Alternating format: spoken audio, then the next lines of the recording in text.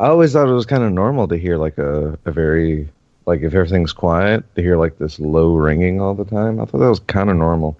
Then I found out no, It's not. that's It's that's tinnitus. yeah yeah exactly. So it's like oh that's a bad thing. That's like Archer with the Oh gun. well. Whoop, whoop, whoop.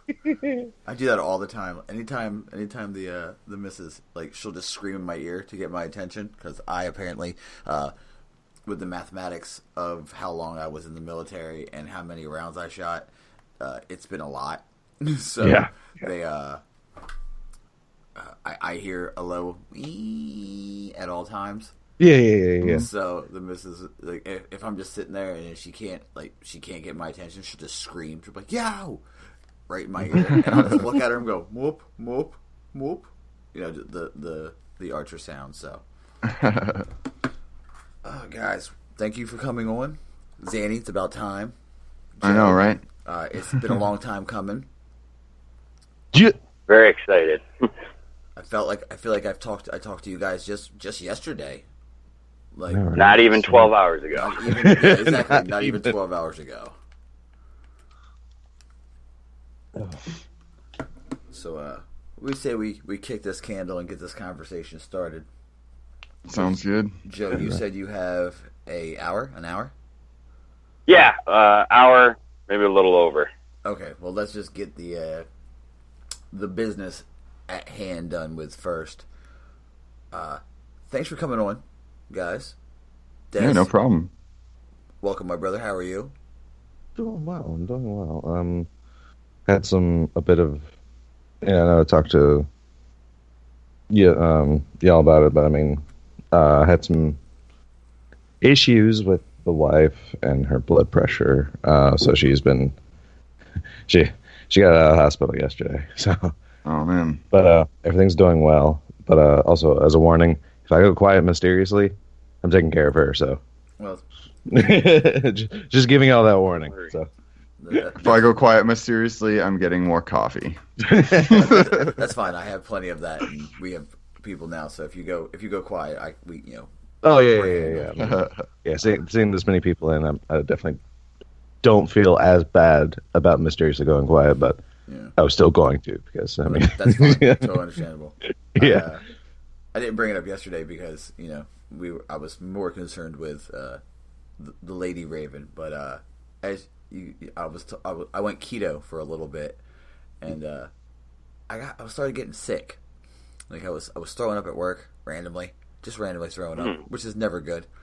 So I went to the doctor, and the doctor looked like he did a bunch of tests, and he just looked at me, and he was like, "Oh man, have you done anything different?" And I was like, "Yeah, I went keto," and he was like, "Oh, cool, because your liver enzymes are really high." And I'm like, "What do you mean?" He's like, "Well, basically it means your liver's shutting down, so stop doing that."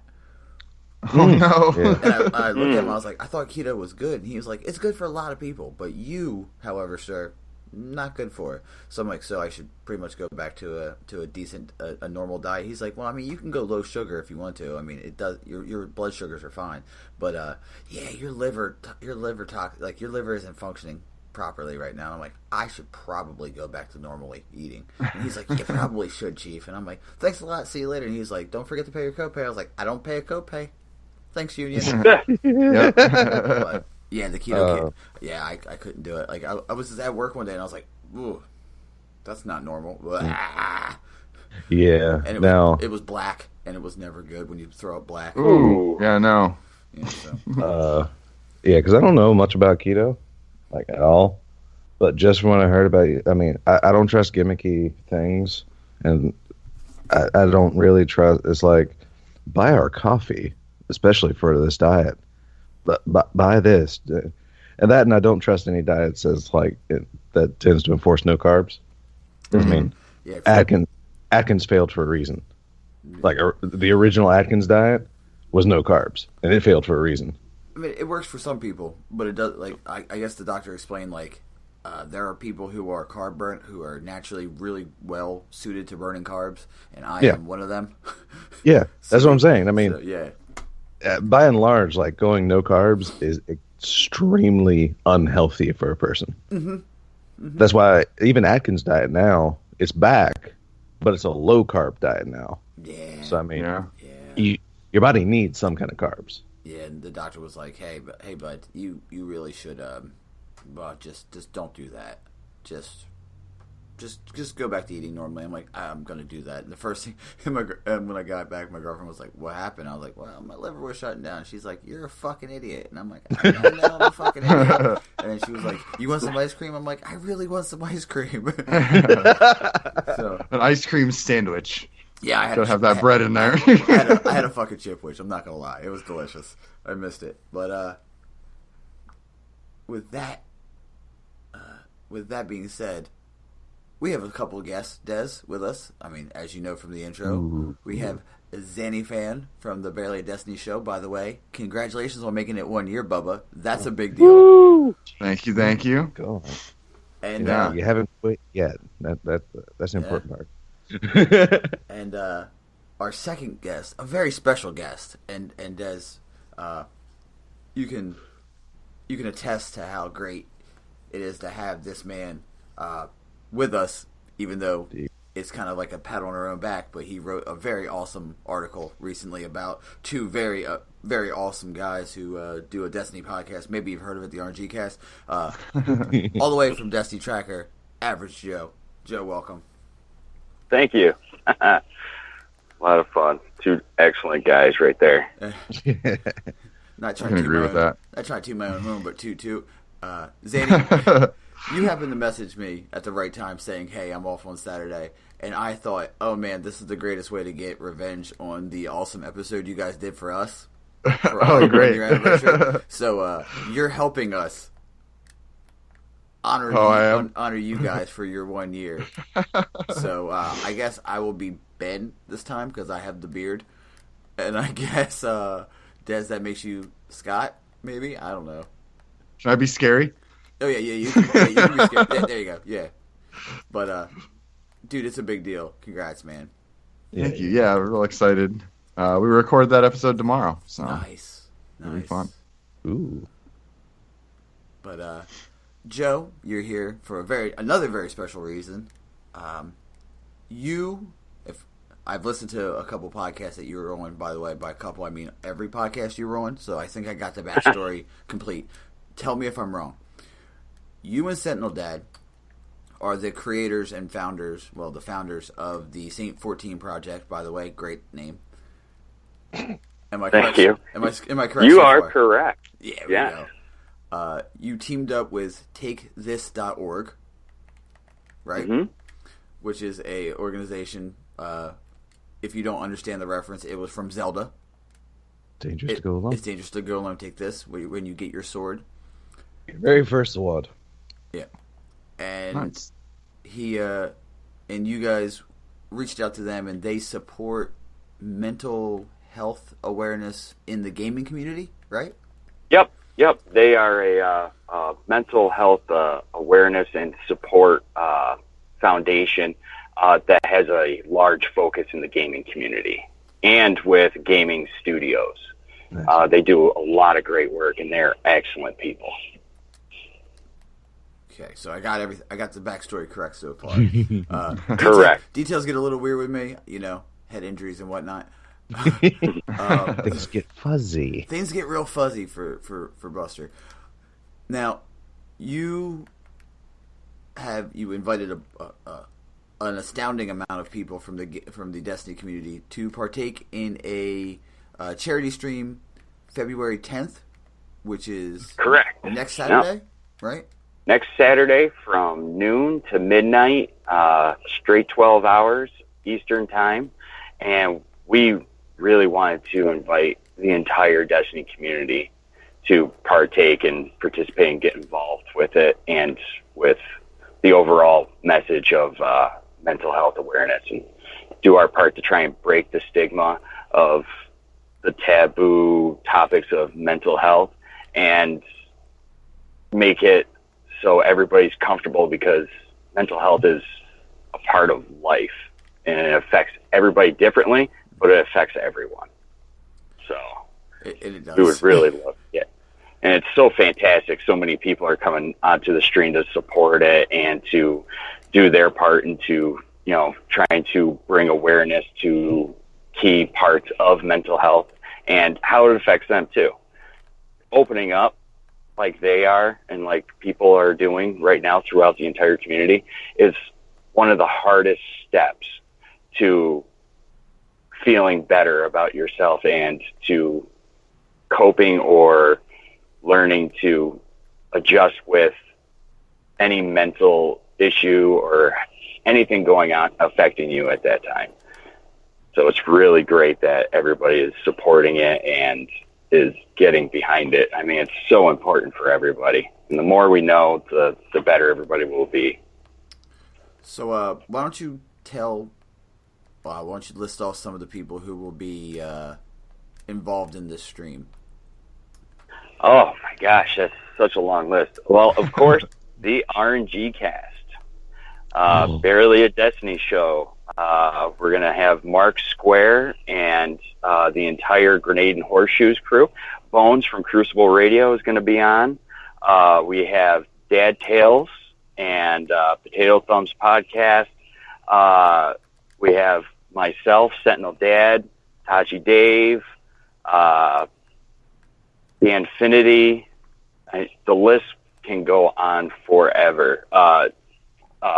Gear Dad and the entire Anti-Meta podcast, and Sin and Genius from Destiny X podcast. There's just so many people. Just because they're joining our block, which is from 7 p.m. to 8 p.m. Rasputin Radio guys as well. Yes. They're joining our block with you and Goku, Super Saiyan SSJ5 Goku, who is I think I'm a pretty smart guy, but I feel really dumb talking to him because he's getting a doctorate. So, but he's actually going for his doctorate in psychology. So he's going to be our he's going to be our expert professional. Our medical professional. And we ran the raid lair yesterday. That's what we're doing for our block. We're running the raid lair. Yeah, we got a nice little practice run. We got a little practice run. Des got his first clear. I got my first clear a couple weeks ago. Zanny, I know you are a raider, right? I have not beaten the raid lair yet. No? It's crazy. Yeah. So no, I have like 20 Leviathan clears, but no no raid lair clear. I'm just not. I don't know. It's really, really fun. I just haven't had the desire to like get a group together and go finish it. Yeah, it is killer fun. I will gladly join you. Yeah. After 10 p.m. Yeah, I said yesterday after I think we were right near the end of the clear. I went, Des, remember when I said I wasn't a raider this game? And he was like, yeah. And I was like, I'm probably a raider this game. He was like, yeah. Yeah. And I'm like, yeah, fun encounter. I mean, it really is. That raid lair is a ton of fun. It is. I will say, like, going through it my first time, like, the first thing I noticed, like, for certain is, like, since it's the underbelly of the Leviathan, the thematics, the environment, at least initially, feels more Cabal than the actual Leviathan ring does. And like I said, it felt good to have that very heavy industrial Cabal aesthetic to it before heading into the very Vexy area. Oh yeah, at the end. Yeah. Yeah, like you said, going through the first part, it's very Cabal. It's very Leviathan feeling with like the underbelly environment, and then everybody gets loaded into that chamber and shot out into this giant lava floating world inside the Leviathan. That's so much to absorb. It's such an awesome visual. Yeah, and that part right there where you get shot out of the cannon is just so much fun. Guided falling for sure. I mean, I mean, it's hilarious because like Joe said, it's so much to take in. Here they're trying to tell me about rings that we're trying to shoot for, And I've already passed like 4 of them before I realized, oh crap, I need to aim for these things. Yep. Then you get somebody with an energy weapon at the bottom shooting through the ring to give you a target. It helps when it helps when somebody has a cold heart or the Prometheus lens to shoot up like, oh, aim for the beam. But I mean, I gotta say, for the team we had, who we never ran together as a complete crew, we did pretty well. Yeah. And I mean, we didn't have Honus or Chicken Fingers, who was gonna complete our team for the stream February 10th, 7 p.m. to 8 p.m. Or if you really want to be awesome, you could watch the entire thing. The entire 12-hour block. The entire 12-hour block. You will be a marathon. I'll probably be in the chat, chatting it up, having fun. But we got a little sneak peek, Joe, of some of the giveaways. Yes, yeah. I sent, holy balls! Holy crap! Just right off the top of my head, right there, and so many people have donated too that are supporting it. A lot of artists are backing it and are being so generous with donating just incredible prints to give away to community members and people that are just tuning in. And the great thing is, and we wanted to really stress the focus of this, none of these giveaways are donation driven. If you would like to show support by donating, 100% goes to takethis.org, but we are not stressing any donations. We just want to bring awareness and support the community. So all of these giveaways are free. Just tune in, become engaged and involved, and the giveaways will be happening every single block, and there's some fantastic stuff. I saw one in particular that I'm like, ooh, that looks like something I would really want. So get in there. Mark Square has some really great art, like the Saint 14. I really want that. I'm not gonna lie, but Des, buddy, I think we should surprise Joe. I just had a thought as he was mentioning that they're not donation given. I think during our block, man, we should put up a guest spot on the RNG cast. Ooh. What do you think?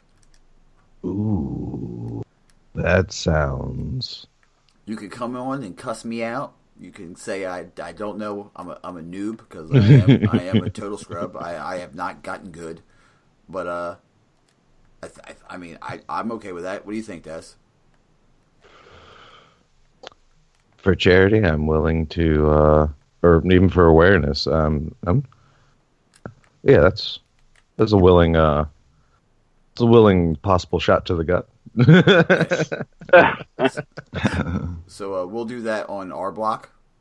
We'll I don't know, raffle isn't the right word, but I'm gonna say it right now. We'll donate a block of time if you want to come on and talk to us about anything. We are RNG. That is so special. Oh wow, that is cool. I mean, anybody who's a fan of the RNG cast, I mean, that's a huge opportunity to get on and just hang with you guys. That's so awesome of you to offer and everything. That's exciting. Even if you're not a fan and you hate me, you can come on and tell me how much you hate me. I know. It's okay. But you wonderful fans. All 10 of you out there. We love you. No, I'm kidding. There's more than 10 unless there's like 10 each downloading in like 10 different accounts and devices. And if so, thank you.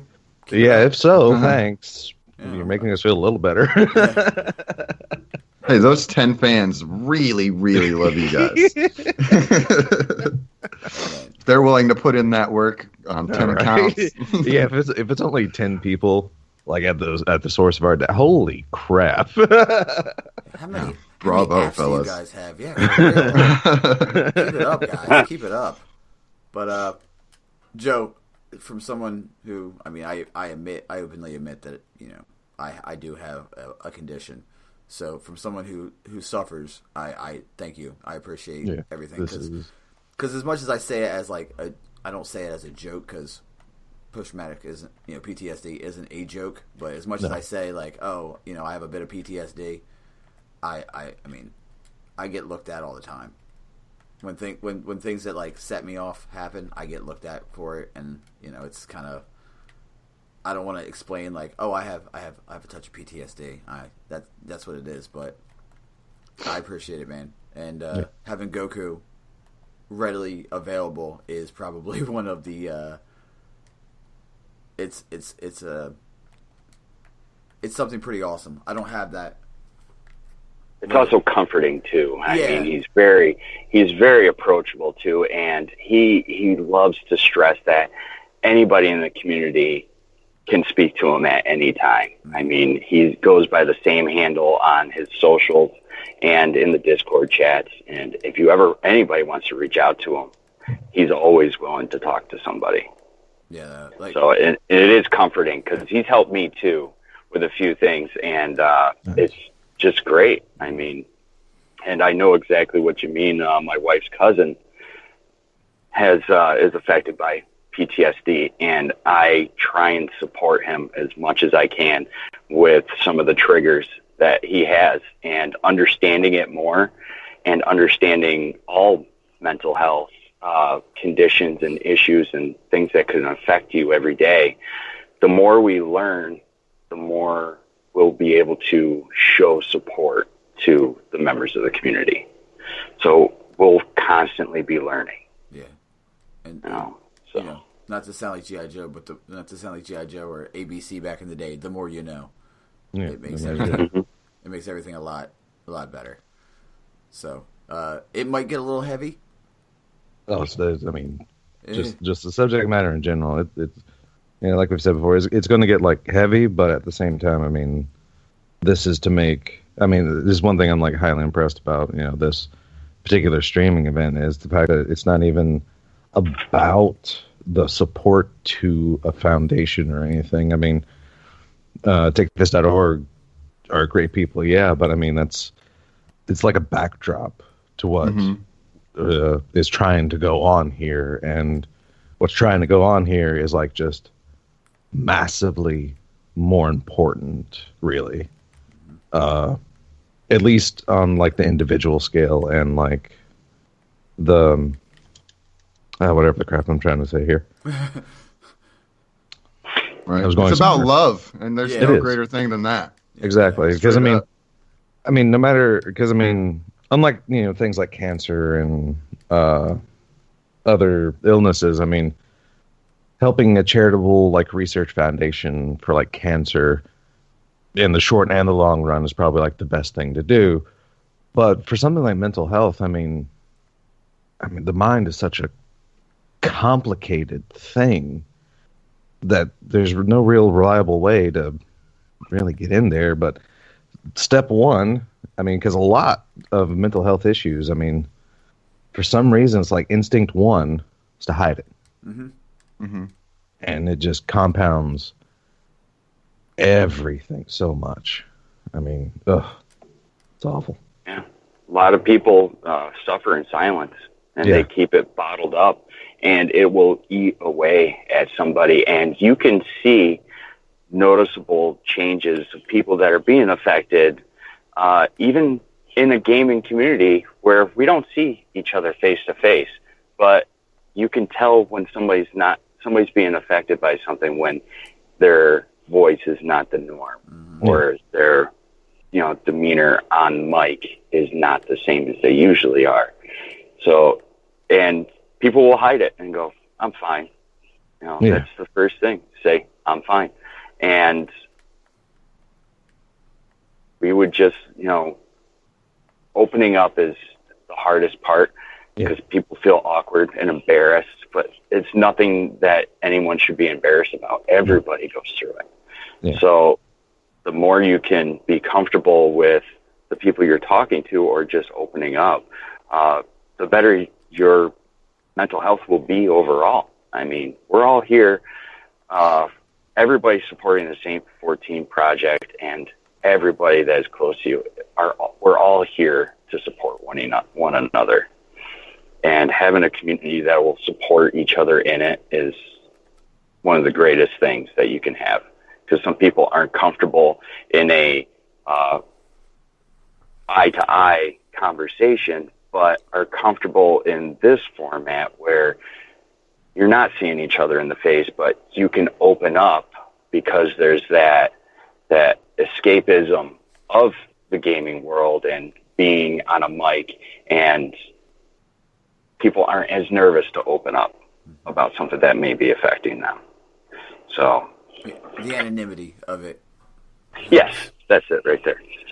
Yeah. But, I mean, yeah, I'm definitely. I've been one of those silent sufferers.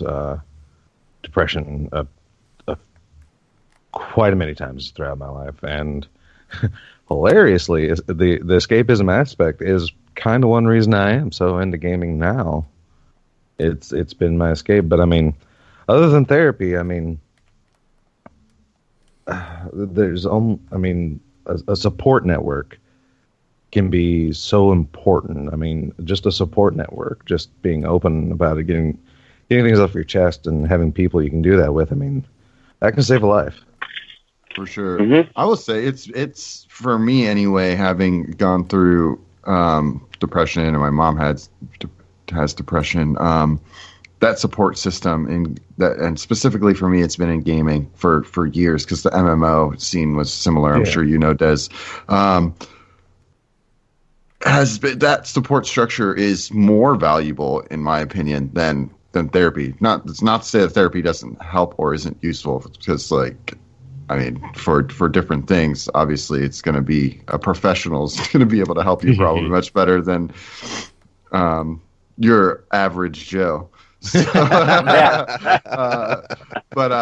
that support structure is invaluable for sure. And not just not just mental health either, but just like life struggles, that everyone goes through shit. And just like, you have a bad day, you come home, you can game, and you got people that are invested in you. It's hard to talk to somebody for thousands of hours in Destiny and not be invested. Mm-hmm. So, yeah, I'm really excited. It's going to not only show the support for mental health, but show how much this community just cares about each other in general. Yeah, and with the recent, negativity spewing out of some members of the community, it's good to go, hey, we all aren't like that. We're still here. Yeah. That's one of the things that I think had to be said. Like, we're still here. We still care about, like, I think I made a lifelong friend in Des. For sure. I mean, we found like little brothers. I mean, yeah. Legitimately, because I mean, a lot of people tend to ask sometimes. It's like, I hear Buster's like, a lot of people are wondering if we're fighting. It's like, guys, legitimately, we poke at each other, like publicly. When we fight, it's Buster said it before. We fight like brothers, legitimately.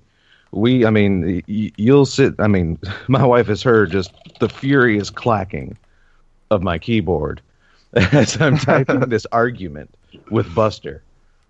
And then it takes like, maybe 30 minutes, an hour. All of a sudden, something will be said, and it's like, it was right before recording one time. It's like, all right, so you ready to do this? And you're like, yeah, let's go. Yeah, exactly. I mean, it's over. It lasts for a little bit, and then it's like, done, over. But we work out so much in that furious, like 30 minutes to an hour.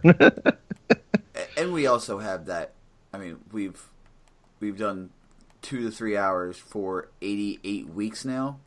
Like, we know each other. Like, we're also our birthdays. Fun fact, are a day apart. And mine's in there too. Yeah, like less than a couple hours apart. Yeah, mm-hmm. Or I mean, like roughly 12 hours, I think, from literal birth. But yeah, our birthday is like, wow. Like, yeah, it's crazy because I was born the 12th, and Buster's the 13th. Yeah, so we were literally hours. Yeah. It was destiny. Yeah. Hey. But it's hard. Yeah. But the people that you're close, like, I know I give Des a lot more, I don't want to say leeway, but he can say things to me that normal people, like a normal person, I would be like, who No. It's like, go screw yourself. Yeah, not really. You can't say that to me. But I give Des can say that to me because everybody knows I'm kind of a hothead. I jump off the handle a little bit. It makes me, and Des is the cool one. He's the calm one. For the most part. Yeah. We both go kind of crazy sometimes. Yeah, I can't fly off the handle, man. It's rare, but I mean, for the most part, I've learned Zen. Yeah. If RNG was like the classic cartoon, I would be the devil. Des would be the angel, and every now and then, Des would have be the angel with Exactly. the devil horns. Because that time when he dropped the F-bomb, I was if that was on camera, I was all smiles because Des doesn't cuss, and that made my day. Not off, at least in my personal life. Yeah, well, I get a little foul-mouthed at work. yeah, It does happen, but I mean, we all know how that gets. yeah, I know. But yeah, at least in my personal life, it's like, because I mean, I say that because like, no, I'm not trying to like put up a front for like the show, because legitimately, I don't use that kind of language, like at the house, in a party chat, while playing a game. It's like I don't know, but at work it's extraordinarily difficult to stay as that kind of person in a working environment. Yeah, we all can agree to that. So, guys, what do you say we talk about some Destiny before Joe has to leave us? Sounds good. Because we got Absolutely. we got some stuff to talk about.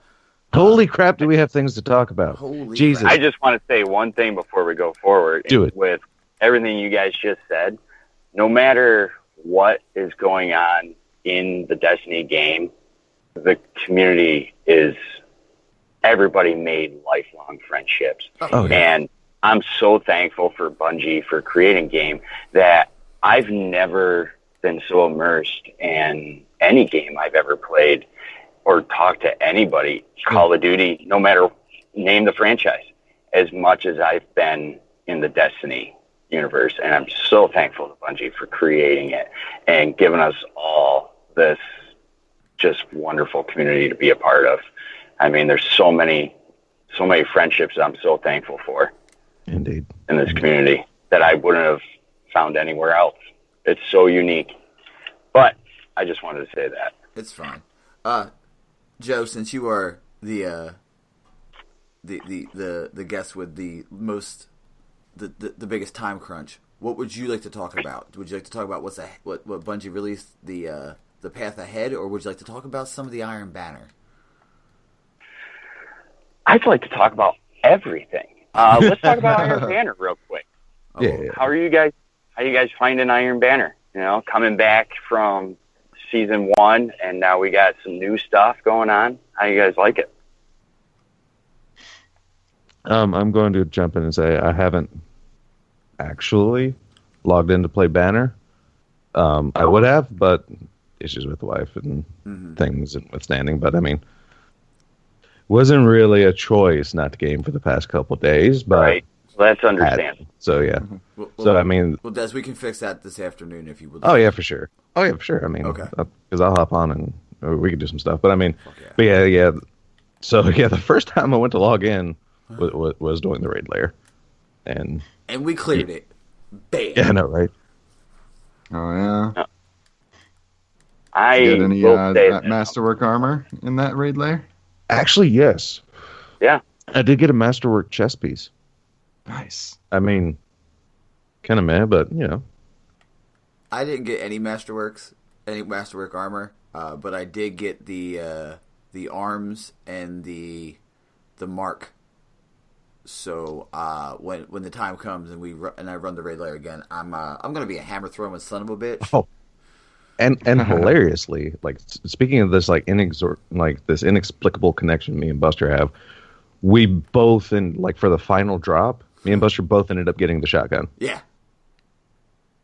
And one of them was a Nice. Masterworks. Buster, wasn't it yours?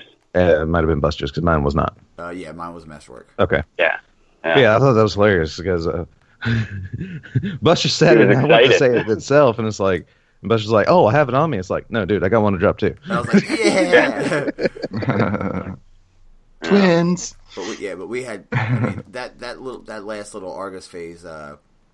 Just to go into it real quick, we had them enraged. 2 people went down, and it was like go go go. I picked up a skull, and next thing I know, I just see Joe throwing hammers, and I'm like, oh, he's dead. Because I was hitting him with a skull, and Joe was.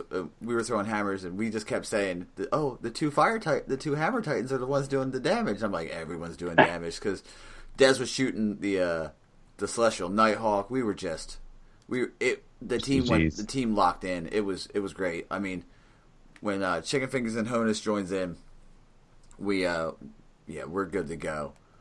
But Zanny, how did you like? I just wanted to, we RNG'd that up a little bit. I'm sorry. How did you find the Iron Banner, man? How do you like it? I haven't logged in, but from what I've heard and read and stuff like that, like the armor ornaments. Oh my god, they look so good. I can't believe I haven't logged in, but I'm sure we'll talk about it later. There's something else I've been playing. Every time I turn my PlayStation on, I'm just like, ooh. But yeah, like all the changes that I've seen look really good, and people seem to be getting in there. Like there's a nice positive buzz around it, which is really awesome. So yeah, I will get in a little bit. I want the ornaments on my Titan. Yeah, it's good to have a nice, like I said, a nice positive buzz floating around now, or at least for a little bit. So I mean, it's always good to see that returning. Yeah. Joe, have you gotten any reps in? How's your banner? Yes. How's your banner, man? You and me, played a little bit of banner after the raid lair last night. We did.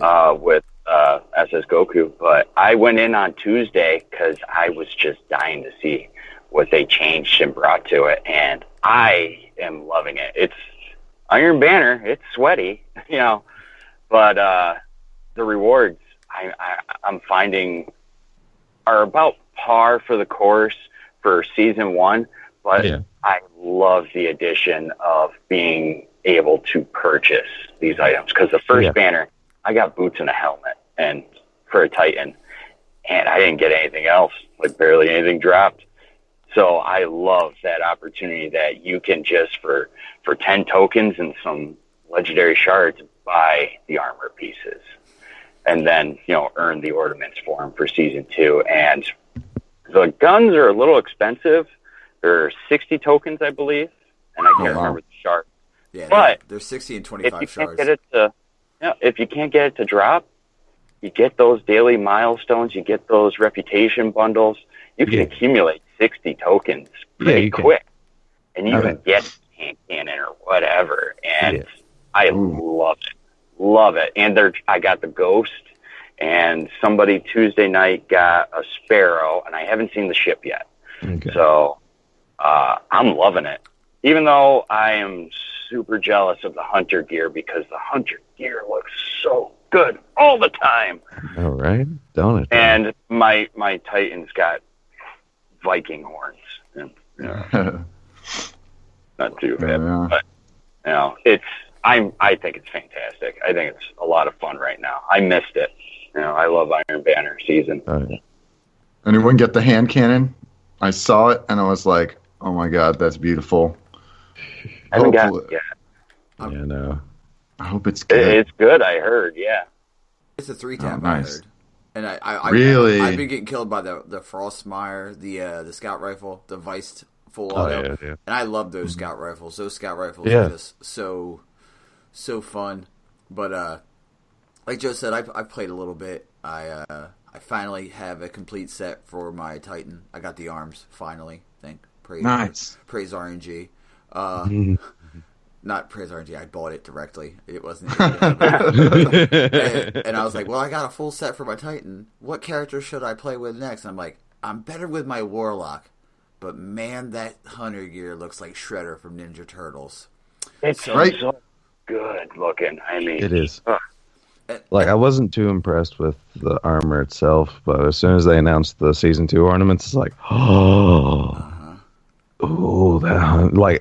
I previewed like well before Iron Banner happened. Like I previewed the helmet ornament piece, and it's just like, I need this.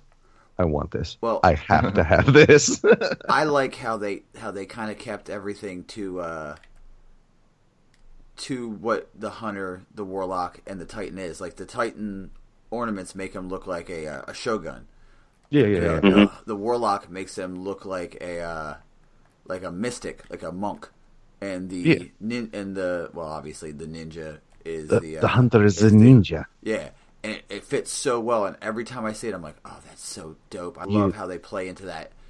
You put on your quick fang, you run like Naruto. You be ninja. Sneaky. Sorry, that was probably offensive, but it was a little. It was probably a little offensive. It was a little offensive. Sorry. But, well, you are copying the Barely a Destiny show today, so not like we're not offensive normally, but we're going to ostracize somebody. We're going to be extra offensive today, I think. But yeah, man, I've had fun. It gets sweaty. It's more fun when to go back. It's dangerous to go alone. Take this, and by take this, I mean bring somebody. Have at least one buddy. I really wish they would work on an algorithm to not put you in stomps, because nothing's worse than going into a match and be like, oh, we're so down. Okay, I'm just gonna have fun. I'm just gonna throw punches and throw grenades this match.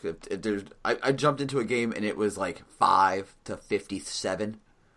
Oh, jeez. And I dropped into a three stack. It was just like, oh, cool. It's a triple cap. What do you guys? Thanks for the 2 token. Yeah.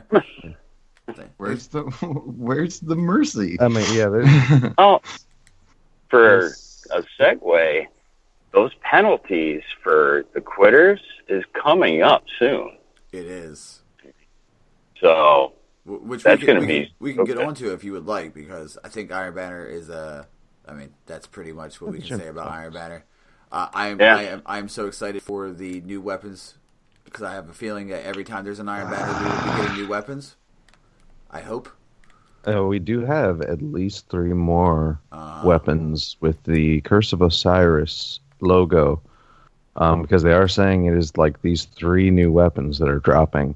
So yeah, there's another half and if it's to an come auto out rifle, for the next. You know, Daddy's gonna get it if it's an auto rifle. It should be like the auto should be one of them. Yeah, because they do have a second auto. Energy. Which this one will be an energy, since Forward Path is a kinetic. I just can't remember like the exact names and such. But yeah. The auto should be coming. Actually, I can remember the exact names because I have a. There it is. Might be the next Iron Banner. Yeah. Sleeve That'd be first week of March, possibly. Last week of February. Oh, holy crap. Something like that. Yeah. I mean, we do have a roadmap to talk about, so that would be the segue. Oh, what did I do with season 2 stuff? Crap. Oh, well. A pretty good one, too. Oh, yeah. Like everybody's... Right. Everybody complains about Bungie not being open and honest with us. They were like, here you go. You know what? They released a crap ton of information. Yeah. TWAB and Basic, I mean, they loaded out an update. Curse of Osiris, or no, Fall of Osiris, episode 2 comic. Read it. It's amazing. Wednesday. Yeah. Speaker's a douchebag. And then we are reintroduced, like as a supplement to our development roadmap. We were reintroduced to Hamrick again, and some of these changes coming. Oh my god! But Joe, you're in the driver's seat. Where are we going with this? Well, I don't have the roadmap right in front of me, but I got it. Do you need it? Oh yeah, we got it. Yeah, if you want to lead into it, I can just follow into it with you. Okay, so we had 1.1.2, which was the Masterworks armor. Now, that is deployed. That's deployed already. In Season 2, on February 27th, we have 1.1.3, which has the name Strikes and Social. What we will be getting, Nightfall scoring and high score tracking. If anybody liked the Prison of Elders tracking, here you go. Yeah, Emblem and Aura reworks. Which I think that's one of those little bits that wasn't quite talked about. No. I don't think. I figure we'll go through everything and then just jump into what we want to talk about. I know, I'm just saying. I know, Des. You're excited. Excited about a lot of this. Fire team members on the destination map. Finally. Yeah, right. Yeah. Right? I'm coming. PC public text chat, which is opt-in, which, for you PC master racers, there you go. Exotic repetition reductions. Unlimited frames. Companion mod and shader interaction. Companion vendor viewing, so they're adding stuff to the companions. And here we go, guys. The Nightfall Strike unique rewards. Hell yes. Yep. Now, Yep. yeah, like I was saying before, I mean, we do kind of have strike-specific rewards, but it's shifted from actual strike-specific rewards to like the Vanguard, because it's the only way you can get Vanguard stuff is doing strikes. I like this idea of bringing back the strike-specific rewards, but for Nightfall. Yeah. Yeah. I like that. Yeah. It makes you want to do Makes it a little Sabathon. more enticing. Yeah. It makes Yeah. you want to do that the Nightfall like this week, which is Sabathun's song with Momentum and what is it? Kill for time, the one that you have to kill. Killing time. Yeah, killing time or whatever. Oh my god, that Nightfall. I asked yesterday, I was like, hey guys, what's the Nightfall? And then Joe was like, I think it's Sabathun's song. I was like, next.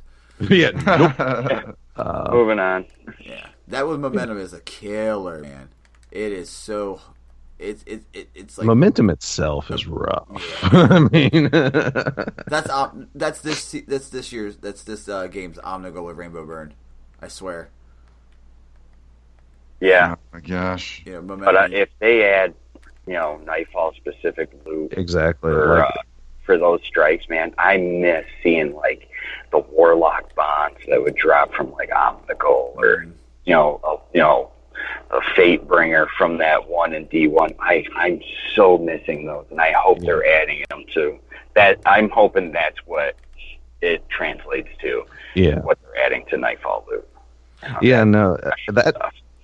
And it's really gonna make Nightfalls feel like one of those, because they've really elevated Nightfalls to be like, I mean, Nightfalls have been kind of like an in-game-ish like activity, and they're really like in D2 they really started like elevating Nightfalls to be like within that, especially with like the prestige Nightfalls. Mm-hmm. But this having Nightfall unique rewards, that's going to really help it feel like its own like little in-game thing. Like, yeah. And it's really cool that they're adding your team to the mini-map, which is just a nice little feature. Some people are like, oh, it's about time. Oh, come on, knock it off. Stop with that. I mean that's going to come in time, but yeah. That's going to come in real handy for public events when you guys are all teamed up, and then all of a sudden Buster disappears because he just went to a waypoint, and it's like, where'd you go, man? You can't, now you can see him on your map. Go. Yeah, exactly. Like doing those flashpoints in squads is going to be so much better. Definitely. I mean, they're really fun anyway, just because of the conversations we have. But yes, it's going to be a lot. It's going to be a lot more like, okay, where are we going now? All right, I'm heading towards here. Okay, cool. Are you there? Yeah. 1 Mississippi, 2 Mississippi, 3 Mississippi, and then you go, because if you teleport if you fast travel with your teammate who is in your same squad, I don't know if you guys gotten the thing that you are kind of like pulled out. Have you gotten that? Like you're watching them, like you're dead. Mm-hmm. Oh, you haven't gotten that. Okay, I guess. Oh, I have, but then again, it's like a glitch. It's like a little bug. Well, I mean, there's these moments like when you're fast traveling, like, it's basically like you've died, but I guess you haven't like officially loaded in or something. It's like a really weird. I've seen that. Yeah, you're like, it's like when you die in PvP and you get to see one of your teammates for a second. Yeah, exactly. Except it's PvE, and sometimes they're just killing things. It's like, okay, all right, okay, here we go. I would like very much to get into the killing, please. Thank you. And then you have to all you have to do is reload him. Mm-hmm. Now, I mean, that's gonna be fun. That's gonna be great. That's gonna be nice. Now, but this one, Oh my God, March the 27th. March 27th is the one everybody's flipping their shit about. 1.1.4 Sandbox and Crucible, baby. Like I said, yeah. March 27th.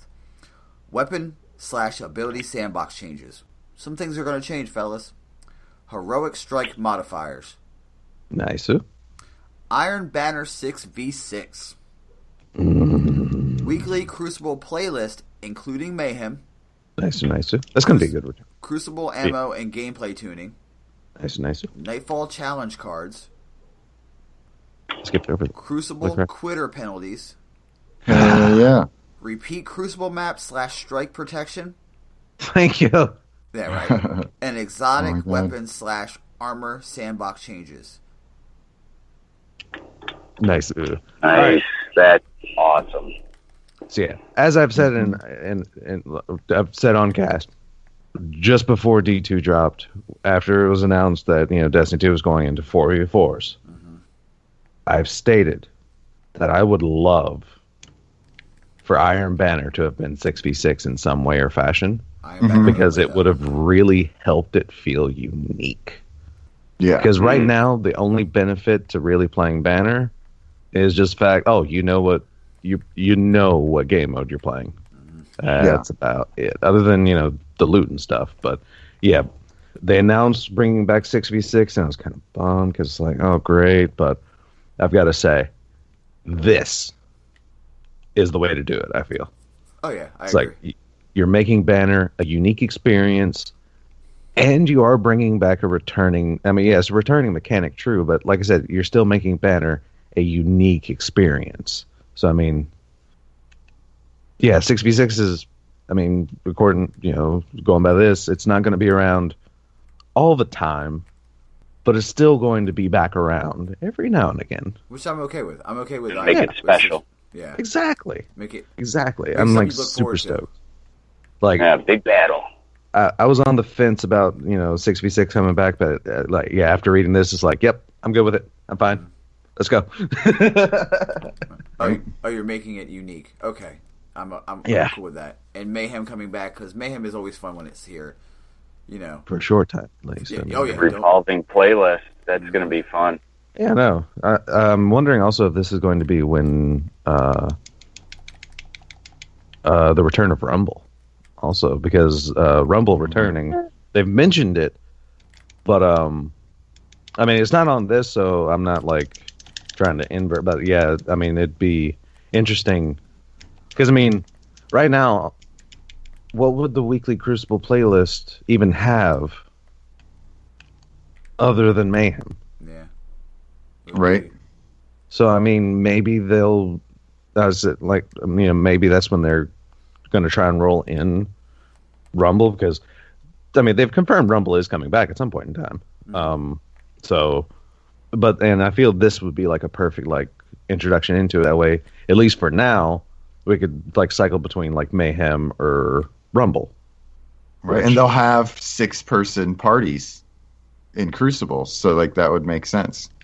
The number changed from 4 to, well, not changed, but they're adding the 6-person number, so Rumble's a 6-person thing. Yeah, for sure. Yeah, they might make Rumble a 6 also, and make it that you can have 6s. But I has hope there they been don't any make it more? permanent. Go ahead. Go ahead, Joe. Sorry. No, go ahead. That's what you're saying. Oh, I was just saying. I hope I'm like you. I hope they don't make 6s a permanent thing. I hope it comes back every once in a while.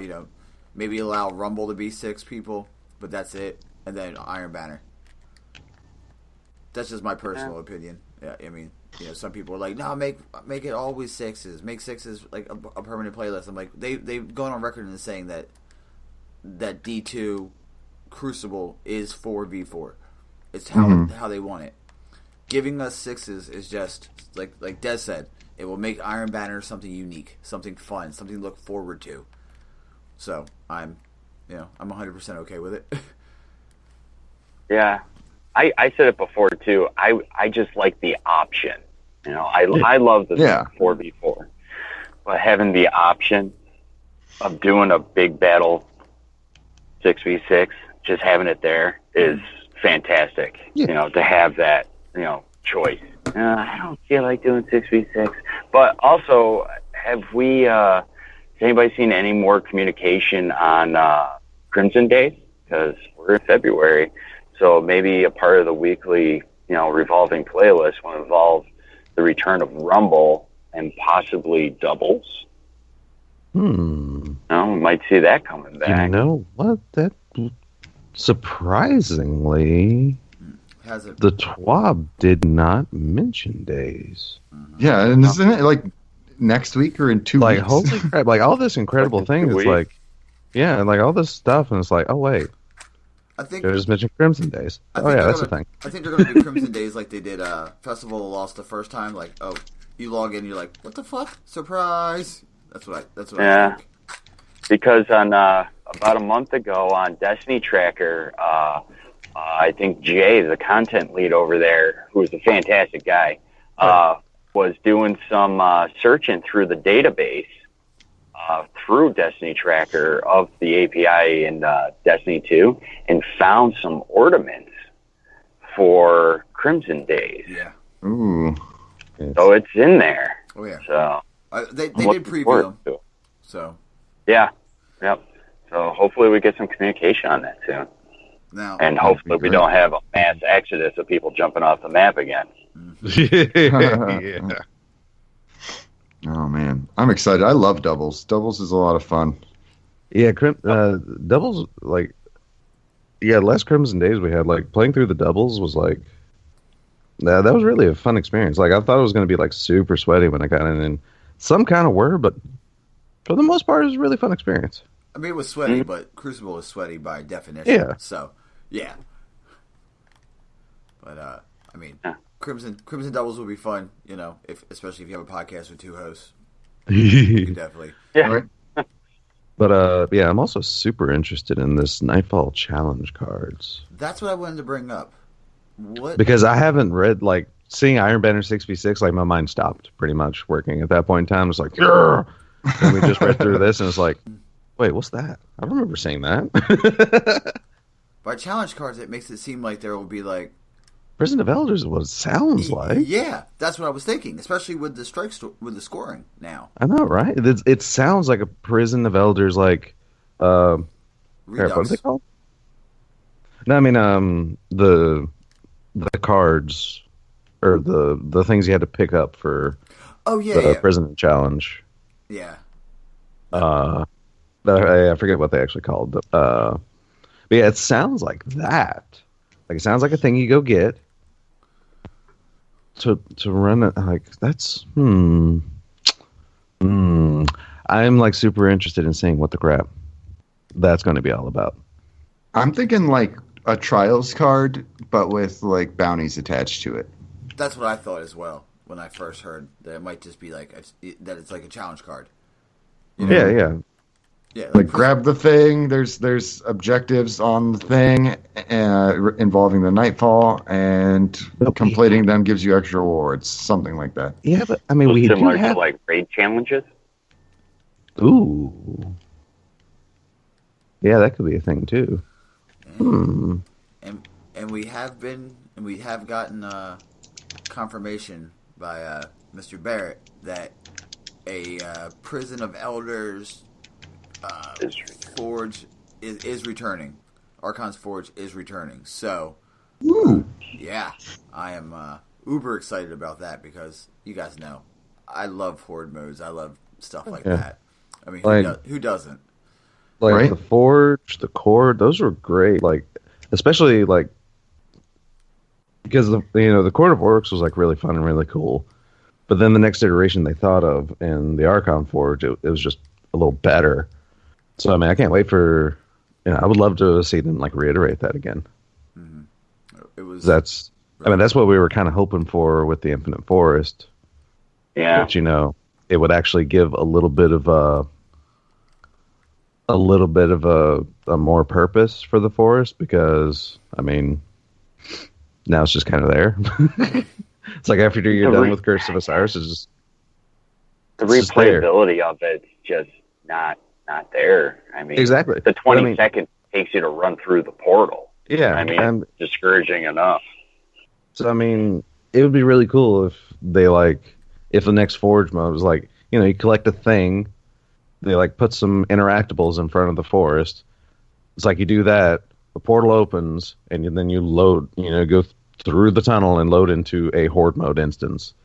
I mean, it seems like, as easy it is for me to say that, like, God knows what kind of coding that's going to require. But, I mean, it seems to be the quote-unquote easiest methodology.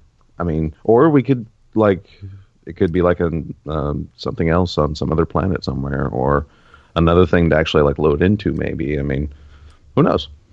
Right. And they kind of have a little bit of a baseline for the Horde mode in that the Hive adventure. Oh, yeah. The bug in the system? Yeah, the defense mode. That was oh my god, I wanted that to be so much more. Like, I ran it solo, but I wanted that to be, like, so much harder.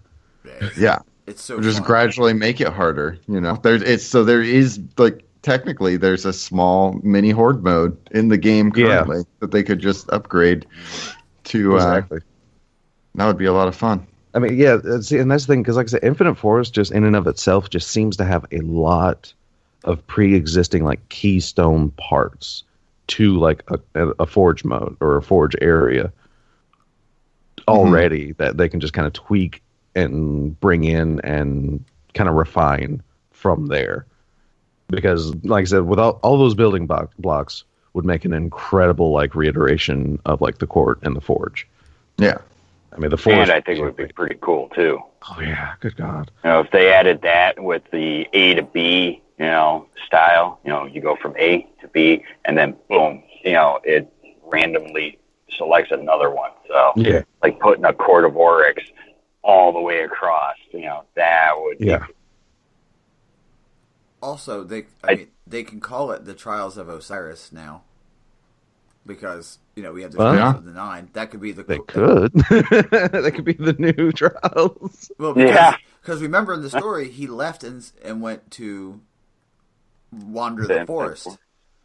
So that could be the thing, you know, the Trials of Osiris. He's testing us out again, even though he's tested us out before. But then again, now with the story, was it really Osiris testing us, or was Brother Vance just trying to get Osiris's attention with the Trials? They really upped his fanboy. Oh my God, didn't they? Oh, wow. Through that story, I can finally meet Osiris. It's like, Vance, you were very collected when you were in the reef. What happened, buddy? Oh, man. You're just like, hey man, what happened? Right? You kind of freak out. You kind of freak me out a little bit. I mean, it's not like you've written 3 books on Osiris. It's like, dude, chill. I'm just here. You're like, I'm glad I haven't. Hey, bud, I know Ikora, who is his student. Why don't you shut up? I saved her. Fall back. I really love the comparison you have, like, right now with the addition of the webcomics with the Fall of Osiris, and you can kind of see in the background how the followers were, like, really devout followers. Mm-hmm. And you just kind of see where Brother Vance is right now. It's like, ooh, you know, that's scary. It is interesting also to see, like, you know, with the backstory and everything, that Osiris was having none of his followers. It's like, you know what? If you want to learn my teachings, fine. But this whole following me around nonsense, guys. Right. Leave me alone. All right, so now we have season 3, which is in May. Yes. So we might have a tentative date. Right. Yeah. Round about this. This basically narrows, like, the expansion release, because if they're following pattern, I mean, expansion 1 kicked off season 2, so season 3 should kick off with expansion 2. I did see a tweet that was confirmed that the season 3 and the expansion will be together. Okay, so May, we do have a tentative date for Gods of Mars, or whatever it's actually called. Mm-hmm. The number is 1.2.0. And that, I mean, considering it's an actual second number upgrade, which is for like expansion and major releases. And the title is a new season of content. We have the Eater of Worlds Prestige mode, seasonal Crucible ratings, private matches, vault space increase, which we all know is 50, which is fine. Multi-emote, so we get the emote wheel. Sure. Exotic Masterworks. I'm going to say it again. Exotic Masterworks. So we can get this Alesto. That's exotic, baby. There you go, Joe. Seasonal vendor progression, which is interesting. I know that terminology. Faction rally improvements. Nice. Mod system improvements. Now I'm just going to say as a caveat, the last things I've said on every single one of these has the add-on that these features are stretched goals that have a chance to slip to a further release. They're telling us that it could happen, or if it's not ready, then they're just gonna push it back. Yeah, the strike unique rewards, the exotic weapon and armor sandbox changes, and the mod system improvements they're aiming to get them out with these updates. But those particular things may not happen with these updates, which they've actually brought mod system improvements, I think, up, because wasn't that fall? It was late fall. So, I mean, so that's already been brought up a little, so I would not be surprised if that isn't, like, pushed back again, like in particular. But I think it all depends on how it tests in-house. Exactly. Yeah. I'm really excited about more interesting mods, though. I really hope they knock this one out of the park. Because a very, very versatile and useful and impactful mod system would change the game completely in a great way. If they can do what they did with the raid armor and their base mods, just with the mod system in general, and I mean, it's potential because they did say they want the mods to feel more like way more impactful on you. So I mean, it is potential we could get a similar mod system just in general. Like maybe the raid mods are like, like a soft beta test for mod system improvements. Maybe this is all speculation, but like there's that potential, and if they can do that and bring that just into the mod system in general, that's going to make things like massive. They also said they want us to feel more like gods. Yeah, they do want to bring back the god moments, which I mean, I'm down. I'm in. Yeah, I mean it's cool because I mean it is true that with the 4v4s, I mean the gameplay is a little slower, it's a little more intentional and deliberate and strategical. But I do hope we don't lose all of that. But then again, it would be nice to go back and have some of that again. Because I'll tell you what, nothing makes you feel less than a god when you pop your super and you round a corner and somebody drops you within 3 seconds. We're the Uriels. Well, that is not godly feeling right there. To be fair, being on the receiving end of that, where you're popping your super and getting melted, no, that's not very godly. But it still feels good to shut down a super. Yeah, but melting someone in a super to makes you feel like a deity. To be on the other end of that feels great. Yeah. But yeah, popping and then just that's one reason I gave up on my Arc Strider. It was like pop, chase, and I'm dead. Now, did we talk about their update no, we have not. They're doing right now with the moving faster? No, they are. We have not taken into Josh Hamrick's words on the TWAB. Nope, but Des will cover it right now.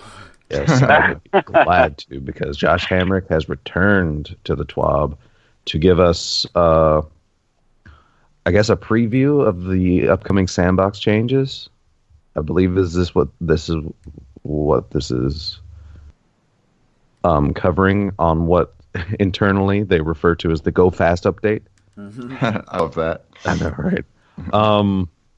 But yes, things they're changing is all 3 glides plus catapult and strafe lift will be retuned and buffed to make them more unique and faster. So maybe not enough to return skating and surfing, but at least they're going to make it better. Like, again, like no words like in there. The mobility stat will be expanded and completely retuned as well. In short, everyone gets faster and the high end is higher. Players' ground speed cap has been increased, allowing for faster total movement speed regardless of how you may get there. Nice. This. Arc Strider, Sentinel, and Striker all move faster. And at the same speed. Yeah, and at the same speed as one another while in their supers. Oh, nice. You're going to see Arc Striders everywhere. Oh, Arc Strider's going to be... I'm going to be popping Arc Strider a lot more often after this. And let me tell you what. Arc Strider as a whole is performing well in PvP because, as I stated before, I mean, they have a great neutral game. Like, both of the Arc Strider kits are, like, really cool. But anyway... But mostly due to its neutral game perks. We've made the following changes in an effort to get the super to be more competitive option. Faster attack animations, faster dodge animations, and increased range of all attacks. God, thank you. Supers recharge faster for everyone. I'm cool with that. Oh, yeah. I'm down with that. We buffed several weapon archetypes, including but not limited to hand cannons, pulse rifles, sniper rifles, and shotguns, and a few specific perks as well. The key goal here is to make shotguns, snipers, and fusion rifles more prevalent in the game. We've also worked side by side with our friends in PvP to increase the pace of PvP combat and the frequency of power play. Here's a sneak peek at their hard work. Player respawn times for all quick blade modes have been decreased, meaning you respawn faster. Power ammo respawn timers for all quick play modes have been reduced around 30%, which means 30% faster. Power ammo respawn timers for survival have been reduced around 40%, which, like I said, if I'm reading all this correctly, it's faster. And power ammo, actually, that means survival power ammo is going to pop even faster than quick play. Which is nice because then that means survival games will go faster as well. Yes. And will actually also hopefully create, because I know I've been hearing like survival has been kind of like the Turtles game right now. Like a lot of the time, like, you know, people take a lead and they just crawl back into the edges of the map. If you're making power ammo more prevalent more often, then that's going to lure them out. Or B, if they don't come out, that's going to give you even more power ammo to push in and destroy them. So that's going to create like a very interesting whatever. Rebound mechanic? Okay. I guess. And power ammo respawn timers and countdown have been reduced around 25%. Ammo counts have been adjusted in relation to these timers and in relation to weapon type. No clue what that means, but that might mean you may only get one rocket. I'd be okay with that. I mean, yeah, I'm cool with that too. Yeah. Enemy players will now drop their power ammo on death. I like that. The dropped brick is available to anyone until picked up or 30 seconds have passed. So that means That's gonna be nice. Exactly, like, which is also hilarious because that was a D1 vanilla change that they dropped because it was awful. But I mean, yeah, before they introduced it in Mayhem, it was just a feature in D1 vanilla for enemies you kill to drop their power, or heavy then, but you know, whatever. At least then, everybody on the team got power. Yeah. If that one person beats you and you kill them, you can get that brick. Exactly. I mean, that makes it a lot better. Yeah, I feel this fits in a lot. With the more strategic play of the 4v4s, and like I was saying, I think that fits a whole lot better than it did in base D1. I think because I mean, in D1, the reason why they stopped doing that because I mean, good lord, to get people with MGs, and you just. Oh, this dude's trying to gun me down, and all of a sudden I have like 50 more shots because I was able to kill him. Oh, there's another guy that had heavy, so here's another like 30 shots at my MG. It got annoying. For sure. It got annoying. But yeah, I think this is going to fit way better. All right, so finally, the shoulder charge changes that went in a couple of months ago have been fully reverted. Nice. Yeah, Shoulder Charge's movement utility was perceived as more valuable than its damage utility, which made it feel bad to actually hit someone with Shoulder Charge. The movement was effectively a quote-unquote free dodge. The goal of the untargeted distance nerf was to discourage using the ability as movement mode by making it only effective when using it against enemies. In retrospect, we think this change was a mistake, and we've heard you all say the same. We believe there are a number of gameplay atoms like this that perform or are used differently than we expected, but are thoroughly enjoyed nonetheless. In the future, we want to embrace the state of gameplay atoms like that and balance around it, not against it. One final note that will be important to all snipers out there. Many of you have rightfully complained that snipers flinch too hard when you're taking hits, especially as they are now power weapons. We have dug into this and found that somewhere along the way towards shipping D2, oh great, we acquired a bug that is preventing us from being able to successfully tune this to the values that we would all like. While the current batch of changes we are place testing go a long way to bringing snipers back to where they used to be, this bug will prevent them from feeling perfect. That bug, which we are actively working on fixing, requires some deep changes to the art of each of the individual snipers in the game. That will take us a while to stomp out. We'll get it fixed and pushed out to you as soon as we possibly can. Okay. So basically, they have to change each sniper individually. Yeah, they're gonna have to.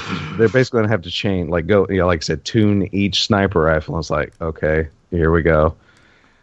So yeah, I mean, it also makes sense because I've noticed like sometimes in sniping, like there's also like the flinch is hardcore, but at the same time, it's like it's almost more visual flinch than mechanical flinch, like a lot of the times, but.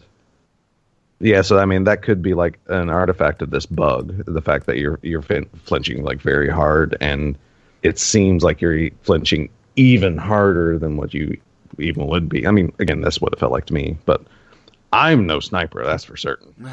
Yeah, I don't think I've ever used one in D2, not once. I have, but yeah, I have. But then finding out that a linear fusion rifle does it's been in PvE, like when I've used a sniper rifle.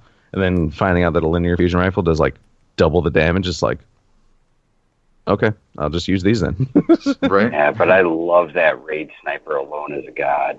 That is crispy. Oh, the new Monarchy was freaking absolutely amazing. Like the scoping time and everything, it feels amazing.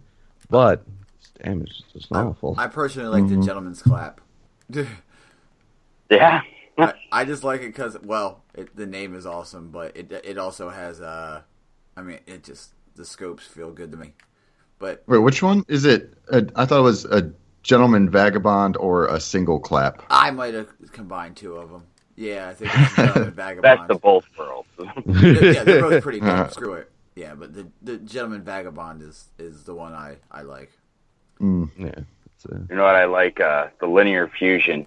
Tuesday night, I was playing at a buddy of mine, Hill 13790. We were doing banner, and he got an engram, and he got a linear fusion, and he read it off as Tarantula, the tarantula that got everybody a huge kick. So from now on, I don't know, it's just ingrained in my mind that the tarantula will forever be known as the Tarantula. Don't try to fancify tarantula. Yeah, but they are good. If you can shoot a linear fusion, I mean, yeah, it'll do some crazy damage. Well, I mean, I like the Queensbreaker bow in D1, so it was pretty much like, oh, here you go.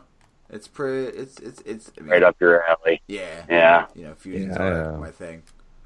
Yeah, I got I love it. The pronunciation kind of does remind me of a friend I used to play D1 with. That told me when he got a medical practitioner no thank you to drop for him. Which was his UK way of, his quote-unquote UK way of saying Dr. Nope. Medical practitioner, no thank you. Yeah. It took me seconds like, wait a minute, what are you talking about? What? Dr. Nope? Yeah. But, all right, Des, what else we got, buddy? I know Hammer-wise, I mean, that's... let's see, the last paragraph. This is the first part in a series of sandbox updates that you come to enjoy. As the changes continue to solidify, we'll say more, blah, blah, blah. Agenda after changes include the mod system rework, which we plan to use to buff ability cooldowns. Ooh. So, Supers. I mean, well, maybe not supers, but at the very least, like, considering, like, going with this little in-quoted thing and what they've said about getting rid of redundancy in the mod system does make me believe, like, it'll probably be more like, instead of, cooldown this element, melee or grenade, then maybe it'll just be cooldown your melee or cooldown your grenade. Like, doesn't matter which subclass you're using, hopefully. Just a base cooldown, right? Yeah, well, I mean, which I know Aeronite and DRP has made mention that if they do that, they're effectively bringing back intellect and discipline in D2, which that would be cool because, again, I like the armor stats themselves because I do like the fact that it's not like tied to your subclass and you can kind of a little more personalize. Part of your customization from your subclass is now put into your armor, which I do feel like the whole armor resilience and recovery just makes a little more sense in your armor. And then what used to be intellect and discipline, or discipline and strength, would return in a way in the mod system, which, if you want to like melee and grenade Invincible, you can have a set of armor for that. And then, like, that's what it sounds like. And I'm completely down for that. And we're also continuing to elevate Destiny 2's weapon slot system and how all the different types of weapons Destiny fit into the game, how they're being played, and what we can do to improve that experience. Expect to hear more from us about that in a future update. And that is the words of Mr. Hamrick. Excellent. I mean, Destiny has a... it's looking pretty good. Yeah, the future... Yeah. The future's looking pretty crispy. They've wanted communication, and for a lot of people to continually say or even hint at the fact that they haven't been communicating, or they want more communication, it's like every week since they've said, we're going to be communicating more, they've come out with like more and more levels of communication as they've said that. So yeah, while true, like in the beginning, it's just been a lot of like, we hear you type deal. I mean, they're actually, like I said, this is the first time we've had a development roadmap without, like, I think the last time we got one of these was like in the Taken King.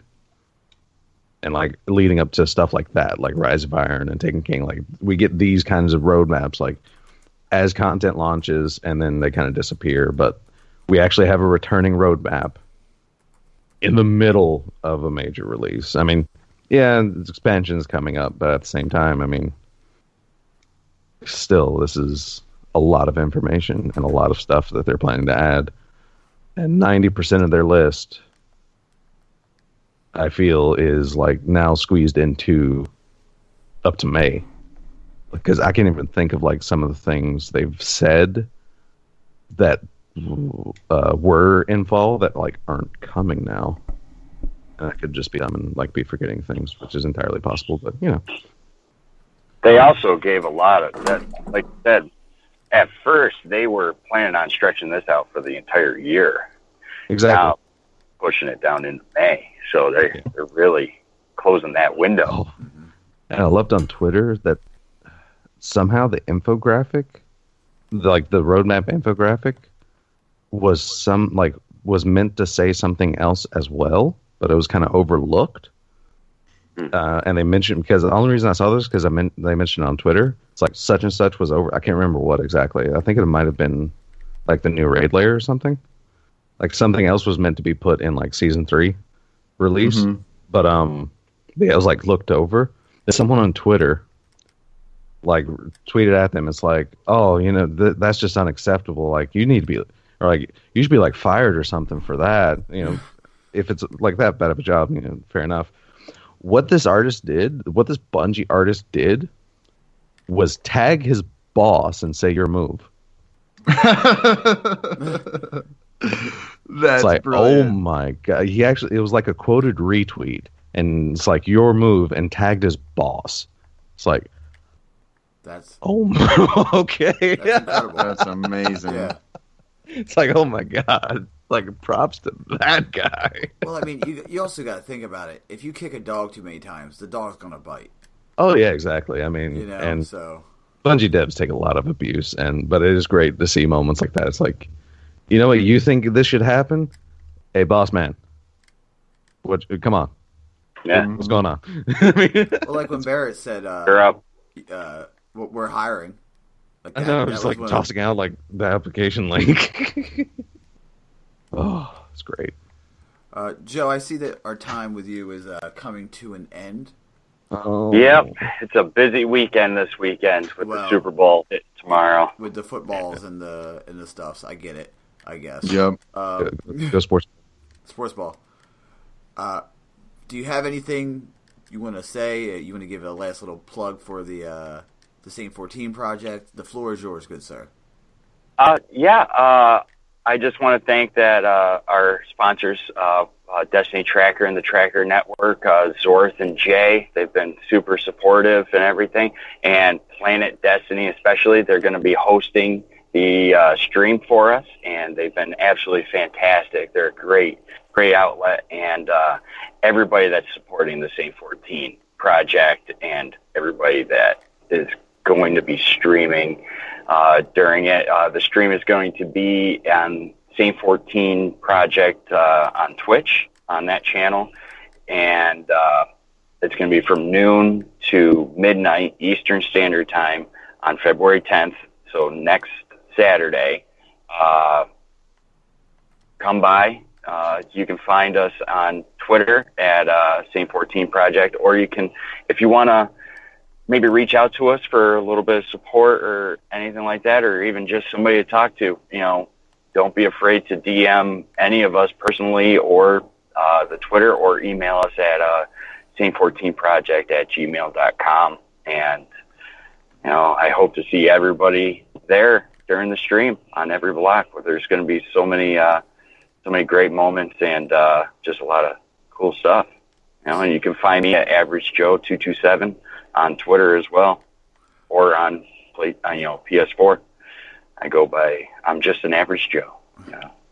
Before you head off, you'll be hosting from the Saint 14 Project. Everybody is, if I understood correctly. Like I said before, I've taken a lot of head injury, so that's how it's going to work, right? Yeah, that channel, we'll pass off the torch to everybody for every block. It's going to be, everybody's set up for 1 hour blocks. So every hour, a new group of people will be streaming on, and we'll be trading off all the information and everything like that to all the different streamers and everything. So everybody will be coming off. You're, more than glad to, stream it from your personal channels. Plus, in the chats for Saint 14, I also set up everybody that's going to be streaming. The schedule's already there.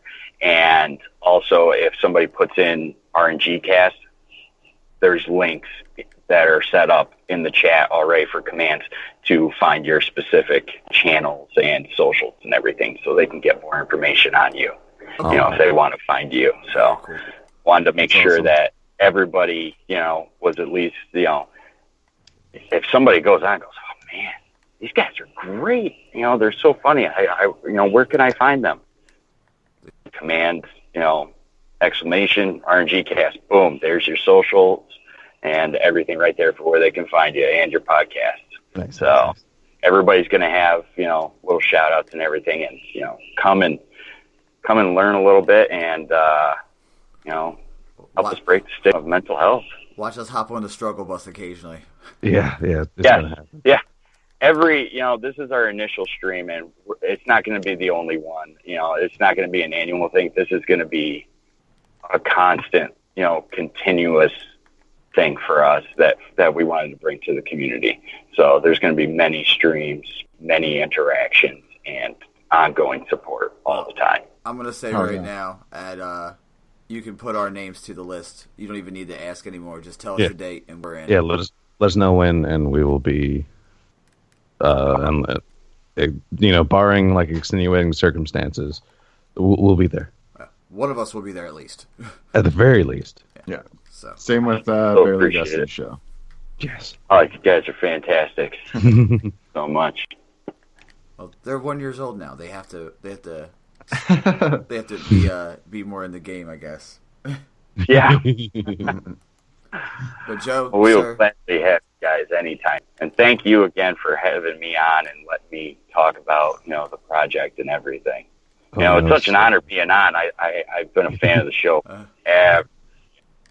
I know. And you may just be an average Joe, but you, sir, are our MVP. yeah. Ah, Also, Joe, anytime, man, you're more than welcome to come back on to talk longer. Maybe, Oh, yeah. Maybe when you're not delivering salty snacks to the people of New York for the Super Bowl. Yeah. You're definitely more than welcome to come back, buddy. well, thank you. And I'll come on anytime. Just say the word. Thanks. Ooh, man. Also, we'll see you during our block, right? Yep. All right. Looking forward to it. It's going to be a lot of fun. Hell yeah, man. Be super fun. All right. Have I'll a good catch day. you Be guys. safe, buddy. Yep. Take care, guys. Take it easy. You too, man. And that was Average Joe. Oh, The What a dude. oh yeah, super Yeah, dude. awesome. amazing guy. Amazing. Awesome. For sure. We actually ended up talking about pretty much the Destiny stuff. Yeah. Um, So Zanny, when's your block? When's the Barely Destiny show? yeah. They actually forgot to ask us until the schedule was completely full, so I will be joining the Team Potato Thumbs in the Dad Tales versus Nice. Potato Thumbs D1 private matches. Oh, yeah, I heard about that on the last episode. Yeah, so The I BTP actually- versus DTP. Okay. yeah. So actually, I have a lot of work to do still because I recently got an Xbox, so I could play games with those, specifically Dad Tales and Potato Thumbs guys, because it's a lot of fun playing with those dudes. And my Titan on Xbox D1 is only like 240 light or something like that, so I got a lot of work to do in the next week, but I'll get it done. Nice. Now, you mentioned like a little bit of a sneak that you were playing something else recently that you haven't really gotten into the Destiny. Like, Oh, can yeah. Can I accurately predict you've been bitten by the recent bug? Oh yeah, Are you The- also a The hunter? recent addiction? indeed. Monster Hunter World. Nice. It's lit. Yeah. It's I've heard so a lot lit. I've heard a lot of good things about it. Yeah. Oh man, I just can't get enough. Every time I sit down to play a game, I'm like, I could work on this, or I could, because I was playing Horizon Zero Dawn before it came out. I was like, I could stream some of the Horizon Zero Dawn. I need to work on that. No, I want to just go kill some monsters. It is just amazing. Our barely a Destiny clan is staying true to its name, in that we've got like 7 or 8 people now playing all the time. Nice. It's fantastic. I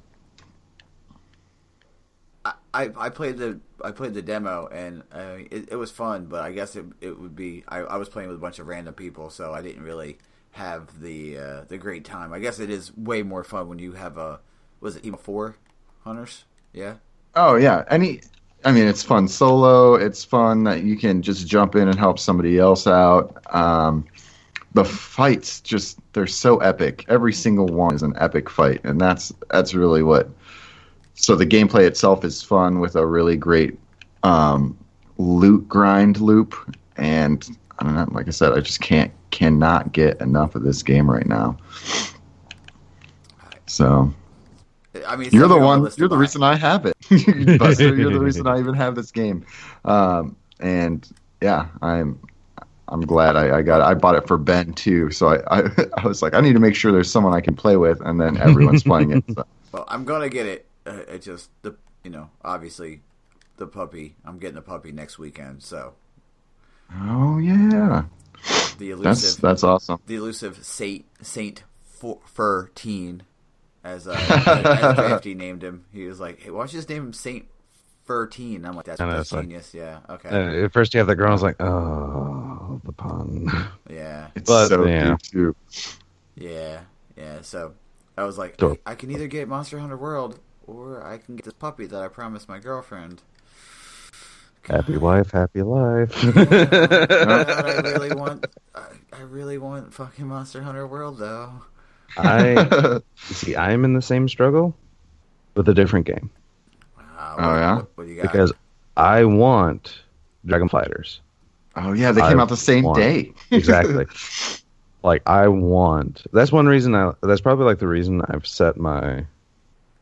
Because I mean, Monster Hunter World just. I don't know. I don't know. You know. Mm-hmm. Like I've seen the stuff and like yeah, the fights are like crazy cool and amazing. I mean, of course, all the fights are epic when like some of the smallest enemies you hunt are like still 3 times your size. Right.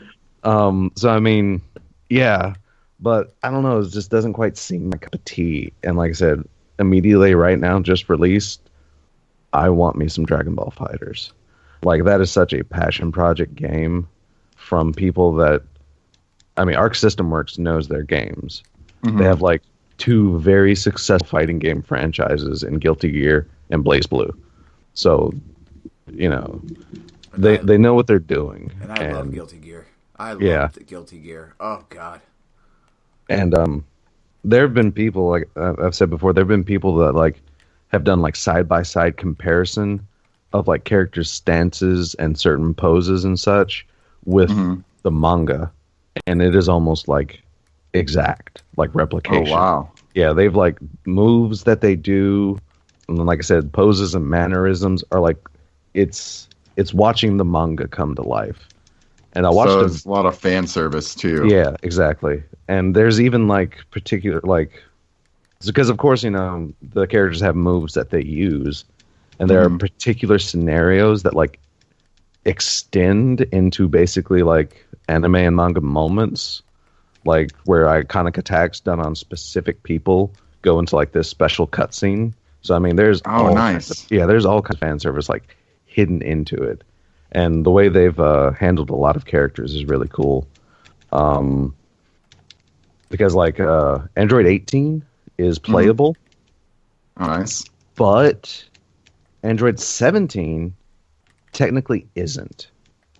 Because Android 17 comes out for Android 18's attacks. Like, it's almost like 2 characters in one.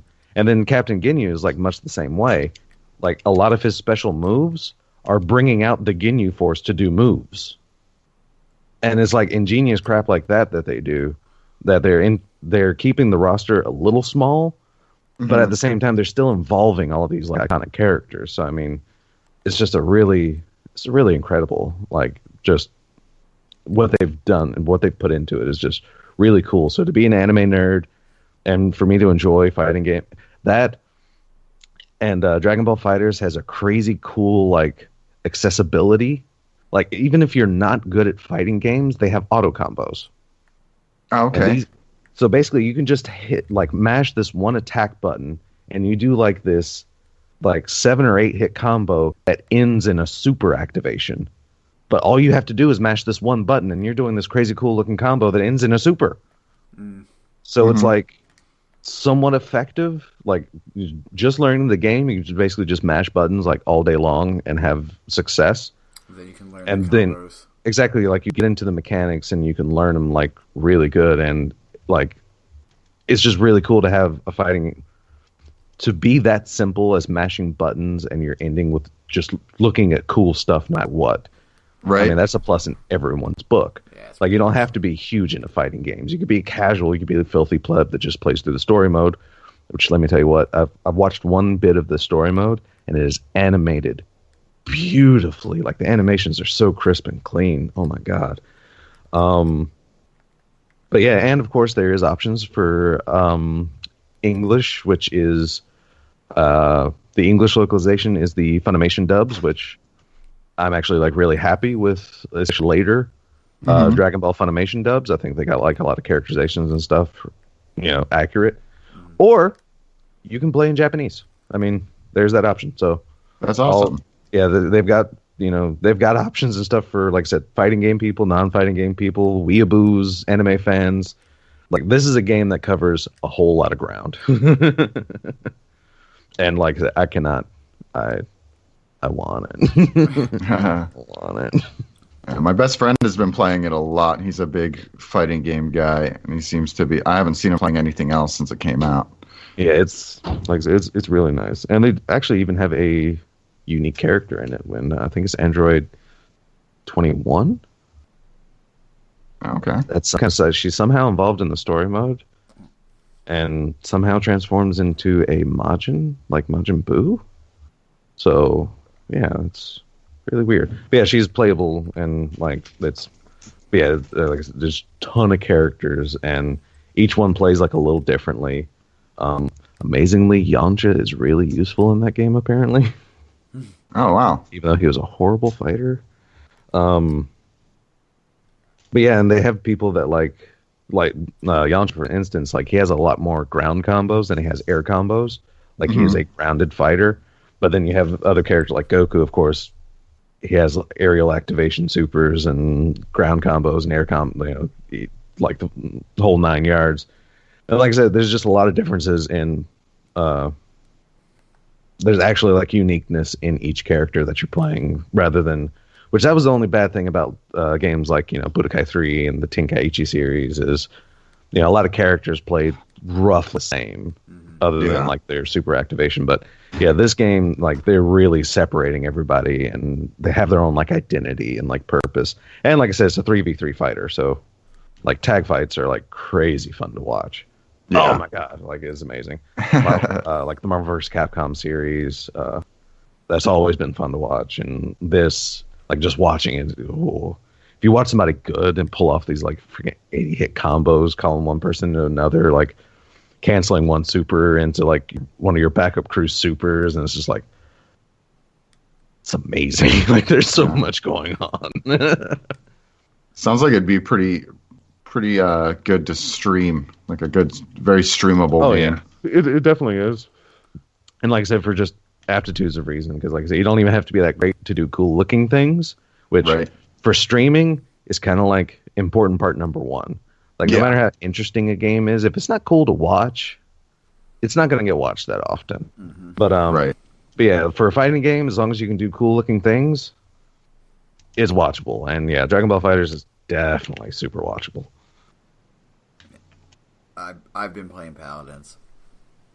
Getting ready for that battle royale, huh? Yeah. Oh my god! I can't wait to see how that turns out. I mean, like I said, it's super fun. Yeah, and tentative release is next open beta build for Battlegrounds. By the way. Oh wow! Yeah, it is coming that soon. I mean, I know I heard rumors that they were planning on Q1, but in their dev talks and like patch preview stuff, they're mentioning they're wanting to get it into the next open beta build. So, yeah, and they've already made like a ton of changes. Like, if anyone's seen like their previews of it, like the 2-hour-long videos they had from High Res Expo, they've changed a lot apparently. Like, they've added more, like they populated the map more with like buildings and stuff. There's even more like legendaries and stuff that they've added. So I mean, it's going to be crazy. Yeah, I mean, ever since you told me, oh yeah, you can get your handles back in practice mode, I'm like, oh, I can practice. Oh, thank God, because nothing's worse than coming back to a game and not having your hands yet, just getting stomped on. But, other than that, I'm playing Warframe, Destiny. Yeah. But other than that, Netflix has been a big part. I've been watching a lot of Altered Carbon. What is that about? I haven't heard of that one. Oh man, let me see if I can put it. I don't want to. It's based off of a book. Essentially, it's like a detective show at its core. A guy gets brought back 200 years after he was put to sleep, and what they have the ability to now is they have the ability to drop your consciousness into the neural path of a blank body. They call them sleeves. Oh, okay. They've been talking about it on in the Crucible Radio plug Yeah, for Exactly. Netflix. Yeah, that's Okay. true. Yeah, basically think Ghost in the Shell mixed with Blade Runner, basically. That sounds awesome. I was gonna say that and a little bit of Demolition Man. Okay. Well, yeah. I mean, I haven't it's like watched a guy it, out of time. It's like a man out of Yeah. time too, because the main character I think was asleep out for 200 years. I think he was like one of the first people to have like a test subject type of thing. Oh, yeah, like a prototype to the system. Yeah, it's super super dope. Like I've only watched a couple episodes. I'm like, this is so good. This is so good. Yeah, a lot of, like I said, a lot of like their plot points do remind me of like Ghost in the Shell, especially with like the series and the fact that they keep hinting that the Major may not have actually been a woman in life, which, like I said, comes primarily from the standalone complex series. Because I'm not sure if like I'm pretty sure the original movie didn't quite cover that, but yeah, like I said, the famous purple-haired Major of Ghost in the Shell, it's like I said, it was very interesting to start going into the thing. It's like someone's calling around. It's like, like a man's casing is a little different from a woman's. It's like, wait, what? Why are you saying that? It's like, why are you bringing this up? What do you mean? Right? But yeah, it does sound like it sounds super interesting though. Like, and yes, everyone that's listening to Crucible Radio has heard the plug. Yeah, because they've been stuck on that one for a few weeks. But it is pretty good. Like yeah, like I said, it sounds super interesting though. Surprisingly good. I mean, but Netflix has been coming out with some fantastic stuff if you count Bright. Oh yeah, good lord! I mean, holy crap! And Netflix is really like stepping their game up. Yeah, it's like in recent years, like they've really. I mean, good God! When I read they were getting like, where they signed, like Netflix had signed, like 3 exclusive Adam Sandler movies. It's like, really? Huh. And then of course, like the mini Marvel MCU in all of those series and their Defender series. Oh, I love those ones. I know, right? They're all so good. But I'm actually excited for Bright too. I liked that movie. Oh yeah, Bright was good. I don't know why it got so much hate. It's probably just because it's a fantasy realm, Yeah, it was. I like that. I guess it's like common magic type thing. Like at the end with the dragon, no one complained. No one was like, "Oh, there's a dragon in the air," freak out. Everybody's, "Oh, there's a dragon." It was. I went into watching it thinking. That movie. Yeah, Bright. Yeah. I keep. For some reason, I don't associate that movie with that name, and I don't know why. Like, I've seen a bunch of ads for it. I haven't watched it, but yeah, like, whenever someone mentions Bright, I keep trying to think of something else, and then I see, like, the movie, the poster, like, oh, yeah, that movie. Oh, yeah, that looks cool. The way I put it is, do you like Bad Boys? Do you like the movie Bad Boys? Do you like orcs and elves and Dungeons and Dragons? Then you'll like Bright. Because Will Smith is Bad Boys quality quick. Like, that's how good. Yeah, like his quips are so. Some of the things he says, I'm just like, yep, that's the Will Smith. That's Will Smith, all right. That's we know and love. You watch a Will Smith movie, and it may not be a great movie, but at least like his quips and one-liners. I mean, he's gonna make you laugh at some point in time. Yeah. There's a reason he's in a ton of movies. Right? Like, good God. Like, Jesus, like Samuel L. Jackson. Good God. There's a long stretch. It's like you couldn't go a movie without seeing Samuel L. Jackson. Right? There's some of the best. Sam Jackson has some of the best lines in any movie. Right? Hold on to your butts. Hold on to your butts. As he has a cigarette like half off his lip, and it's like, really? In Django, he's great. Oh yeah. He's Sam Jackson. He did great also. Like they showed him and like announced him as Nick Fury, it was kind of like, oh yeah. But like like that first Avengers movie, and you actually see him play Nick Fury, it's like, okay, yeah. Yeah, that's Nick. That's It's like, yeah. It's like, yeah. Well played. This is it. Like, because I mean, before then it was just like a bunch of like, it was like Sam Jackson being Sam Jackson, you know, a lot of quips and this, that, and the other. But once once the thing started going down, it's like, there you go, there it is. And then like when it actually has a bigger part in a movie, it's just it was so much better. But yeah, that's pretty much what I've been up to, watching, other than work stuff. But I mean, Zanny, dude, I'm happy that you guys made it a year, man. Oh, me too. I remember when Ben sent me that message. It was you actually who asked me like, "Hey, what do I need to start a podcast? Like, what do we need to?" I said, record yourself talking. Here's everything that we use, and if you have any help, if you need any help, let me know. And then you guys have been ripping and rolling, man. Like, yeah, dude. It was Ben. My part in starting it was just, hey, do you want to do a podcast? And I was just like, yes, okay, let's do it. Why not? That was like my part in starting RNG. It's like, yeah, let's do this. What are we calling it? RNG Cast? Yeah, we're random. That works. Cool. Let's bring in Biz. All right, let's go. Let's do this. Exactly. Yeah, that was. So yeah, this was like my part. I'm putting up my ship for 88 weeks. 89? Is it 88 or 89? This might be 88 because I think last week was 87. Yeah, it's been a lot of fucking weeks, man. Yeah, it has. Like they tend to blur, but yeah, it was also hilariously. I've also been like, I think one of our first like major sources of fan service in the RNG Rip episode, which was admittedly my first exposure to Barely a Destiny show was the RNG Rip episode. But as soon as I heard it, at first it's kind of like, oh, are these guys just looking for attention or what? But then I listened to it and like y'all knew enough about us and like stuff like that, and it's like, no, these are cool dudes. Like, yeah, stand up guys, really cool. Yeah, like how I said earlier, that Dez is the calm one. He's calm until he thinks we get slighted, and then he's not calm. He was like, I mean, what's up with this? I'm like, it was a joke. They're like, cool. What's going on here?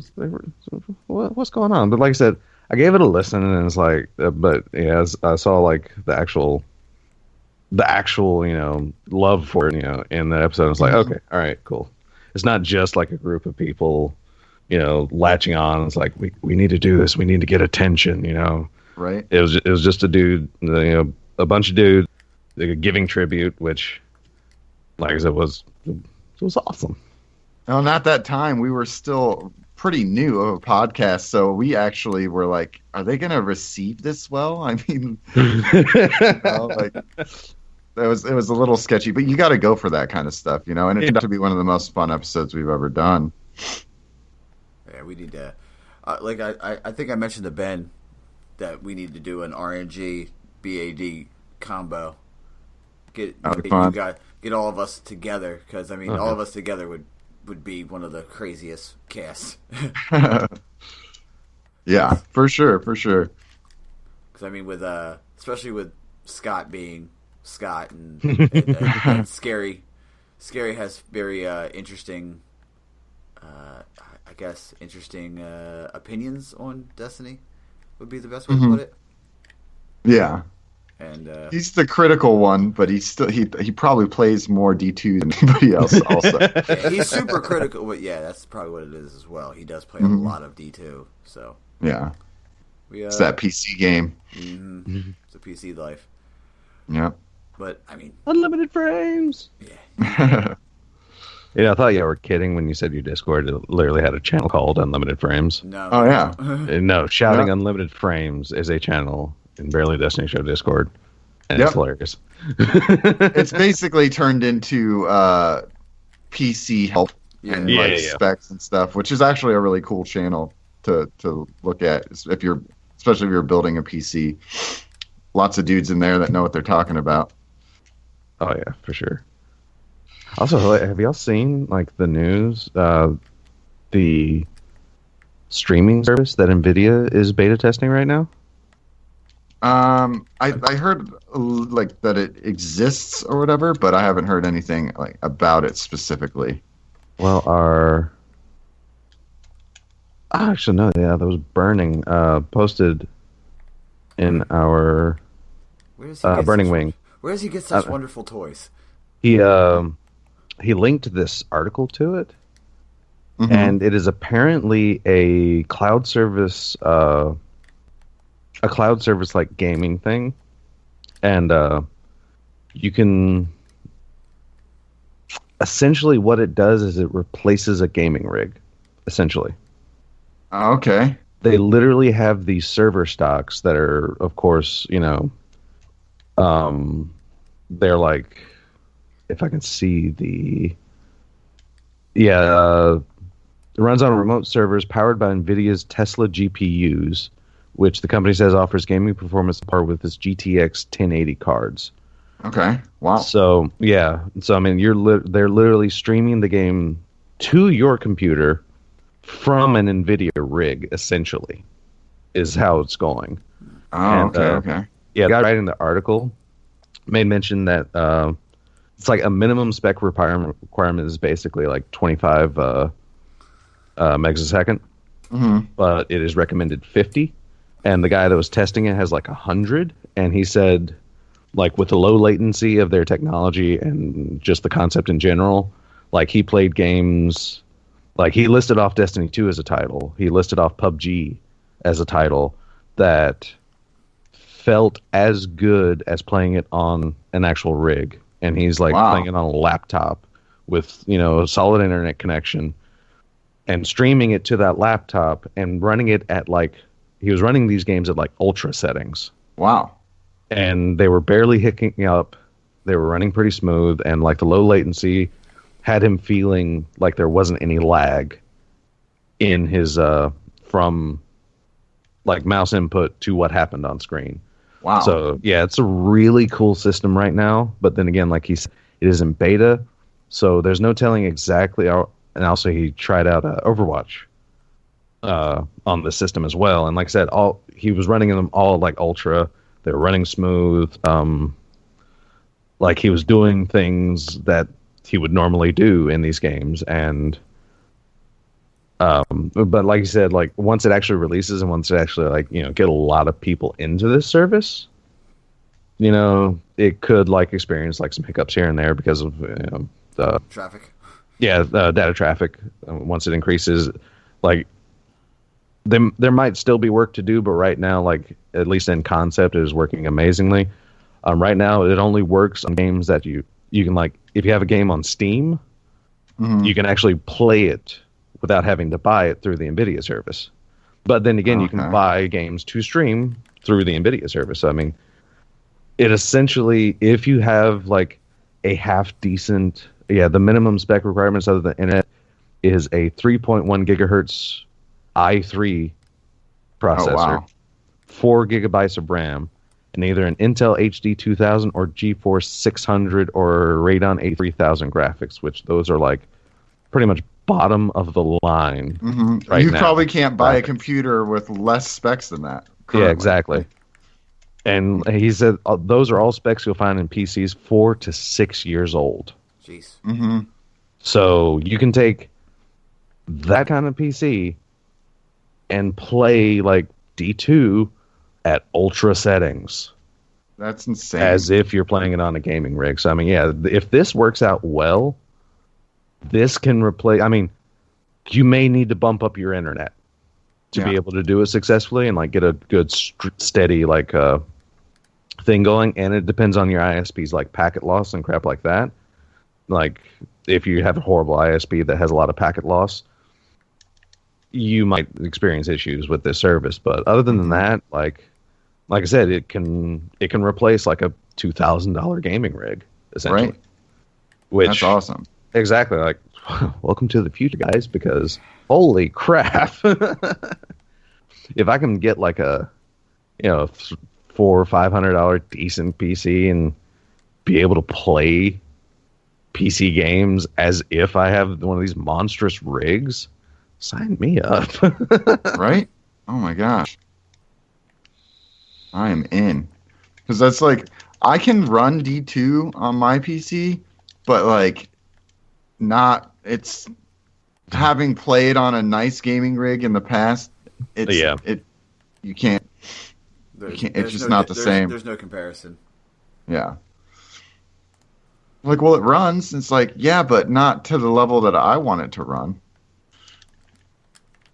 Yeah, it runs. Does it run good though?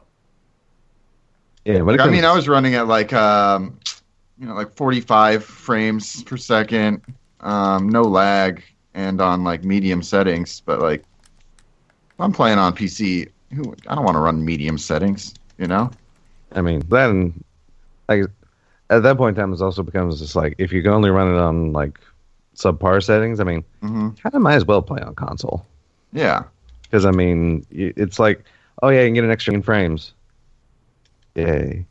That doesn't help you going against all those people with 120 frames that you're playing in the Crucible, you know? Hilarious. I definitely called it here, but it is hilarious that the unlimited frames is actually being an issue in Destiny 2 on PC. Oh, at least with the colony. Which is hilarious. Like, the best gun in the power-up and slot right now. This is the one that has the issues. And, like, PC people, like, if you're running, over 30, was it? Yeah. If you're running over 30 frames a second, like, bugs don't track properly, and it's like, oh, my. I mean, I knew I figured something was going to happen with just opening up the frames themselves. Mm-hmm. I just did not expect it to be a tracking issue with little mechanical spiders. Yeah. Little replicators are the issue. Yeah, but I just knew something was going to happen. Because, I mean, they designed, like, the way they designed D1, even listening to the D2 dev, like, from Wisniewski and such, like, they kind of designed D2 the same way to run within a certain, like, FPS environment. Yeah. So, of course, things are going to go a little wonky when you just run whatever. Right. So, yeah. Yeah. Whew. That's, like I said, I'll never down people for their playing of choice, but I'll stay a console pleb and keep things plug and play simple. Yep. Because, I mean, I used to PC game back in the day. I mean, I used to PC game because I don't think I've ever had a technological boom like we had in the 90s and early 2000s. Oh, yeah. I mean, when new processors were coming out like every few months and like graphics capability, and just everything was changing so dramatically just in 6 month periods. Like, it was hard then to really kind of keep up with specifications and stuff like that. And then I see like certain people, like I was watching one streamer, he was trying to play Batman Arkham Asylum. I think it was like 3 or 4 years old at the time. Might have been like a year ago that he was trying. But yeah, he hadn't played any of the Arkham series, and he bought Arkham Asylum off Steam. And he spent like hours because it wouldn't work. It wouldn't run on his computer, he was trying to run it on a gaming rig, like a rig that could like multitask like video editing and crap like this, that, and the other. And, because he had a decent gaming rig. I mean, everything was like up to date on it, but he had to spend hours troubleshooting Arkham Asylum. Come to find out, his drivers were too good. Like, they were breaking the physics engine that was in particular like a feature in the PC version. So because of that, the game wasn't wanting to run at first. So he had to spend like a day or so trying to figure out how to get it to work. And like I said, watching that, it's like, do I really want to get back into that? Like, right. Like, I can just plug in Arkham Asylum on my PS3 and just play it, you know? Yeah, the troubleshooting is the worst, especially because usually when you're PC gaming, there's like 1 or 2 games that just have you hooked hard, and if that game is giving you trouble, it's so stressful. Yeah, exactly. It's like when I was playing XCOM Terror from the Deep back in the day and like playing it on slightly newer machines, there were times that I had to play it without sound, like entirely, which sucked because like half of that game was sound design. Because the audio drivers just sometimes would detect, sometimes wouldn't. Sometimes I could work my way around them. Sometimes I couldn't. So it's like, yeah, of course. And then again, like I said, this was like early 2000, maybe, like somewhere in there. But like, having those memories, and it's like, yeah, I used to be way more. I used to be able to wire an Ethernet cable for networking, like cut the wire and put the wires into the plastic head to make it compatible for communication and such between two machines. Actually, it had helped my brother learn that. So I knew how to do that at one point in time. Because my brother used to be a computer technician. So I knew a lot about PCs. Forgotten it all. Yep. Forgotten it all. And I go and look back and it's like, do I really have the patience to put up with all that again? Right. The correct answer is no. Not really. Like, not anymore. It's like part of me wants to like save up for a gaming rig, and the other part's like, console, just plug it in and play it. You're going to be fine. Yeah, every time I have some money that I could put towards a gaming rig, I do stuff like buy an Xbox One or 2 copies of Monster Hunter World. But yeah, that's. I don't know if I'll with that, to be honest. Yeah, I really don't see if I'm ever going to go back into the world of PC gaming. I just don't know. It's a deep hole. That is a deep hole to jump down. For sure. And then the upkeep too. It's just Yeah, I mean, now the upkeep isn't too awful. Like, something like D2. I mean, you can actually run a pretty old system and at least run D2 on a PC. Like that's how good like they kind of optimized it. But then again, that's like not a lot of PC games are very well optimized like that. No, I mean, not a lot at all. And there are, of course, going to be those games that really require fresh, up to date. Because I mean, graphics are almost going through a boom similar to the 90s now. Like, there's all kinds of crap always coming out in graphics and like GPU updates and crap like that. So, yeah. Okay. Guys, you know what I'm really stoked for? I know we're talking about PCs and stuff, but I haven't played PCs since fucking StarCraft. Black fucking Panther's coming out next weekend. Oh yeah. Like I the more I see of it, the more I'm like, yeah, well, I'm going to go see it anyway because I'm a comic book nerd and it's a comic book movie, for fuck's sake. Exactly. If I can save up to see it, yeah, I'm going to see it. I mean, come on. It's a comic book movie. It's a Marvel movie. Come on. Right? Are you kidding me? So far, it seemed for me anyway, the lesser known heroes. Always great. Yeah, like Ant-Man was amazing. Ant-Man was good. Like, I really liked what they did there too, kind of skipping a generation. See, for me, it was Doctor Strange. Doctor Strange was the one I was like, yeah, Doctor Strange was dope. Okay. I was excited for Doctor Strange, but at the same time, it's not that I didn't care, but it's more of the fact that I was just hoping it would do good. Mm-hmm.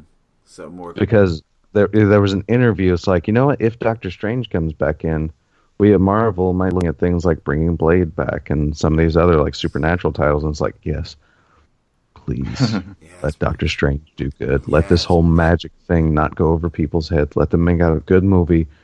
Bring in, Blade, the Night Stalkers, which might be a reference that went through over many people's heads. Avengers Dark even. Oh yeah, but yeah, I was actually reminded of it watching Blade Trinity again. Mm-hmm. And yeah, there was actually a vampire hunting group called the Night Stalkers in comics. So yeah, Night Stalker hunters. Yeah. But anyway, so yeah, people like that, and having Dracula as like a main villain with interdimensional beings, teaming up like Dormammu and such. Which, oh my god.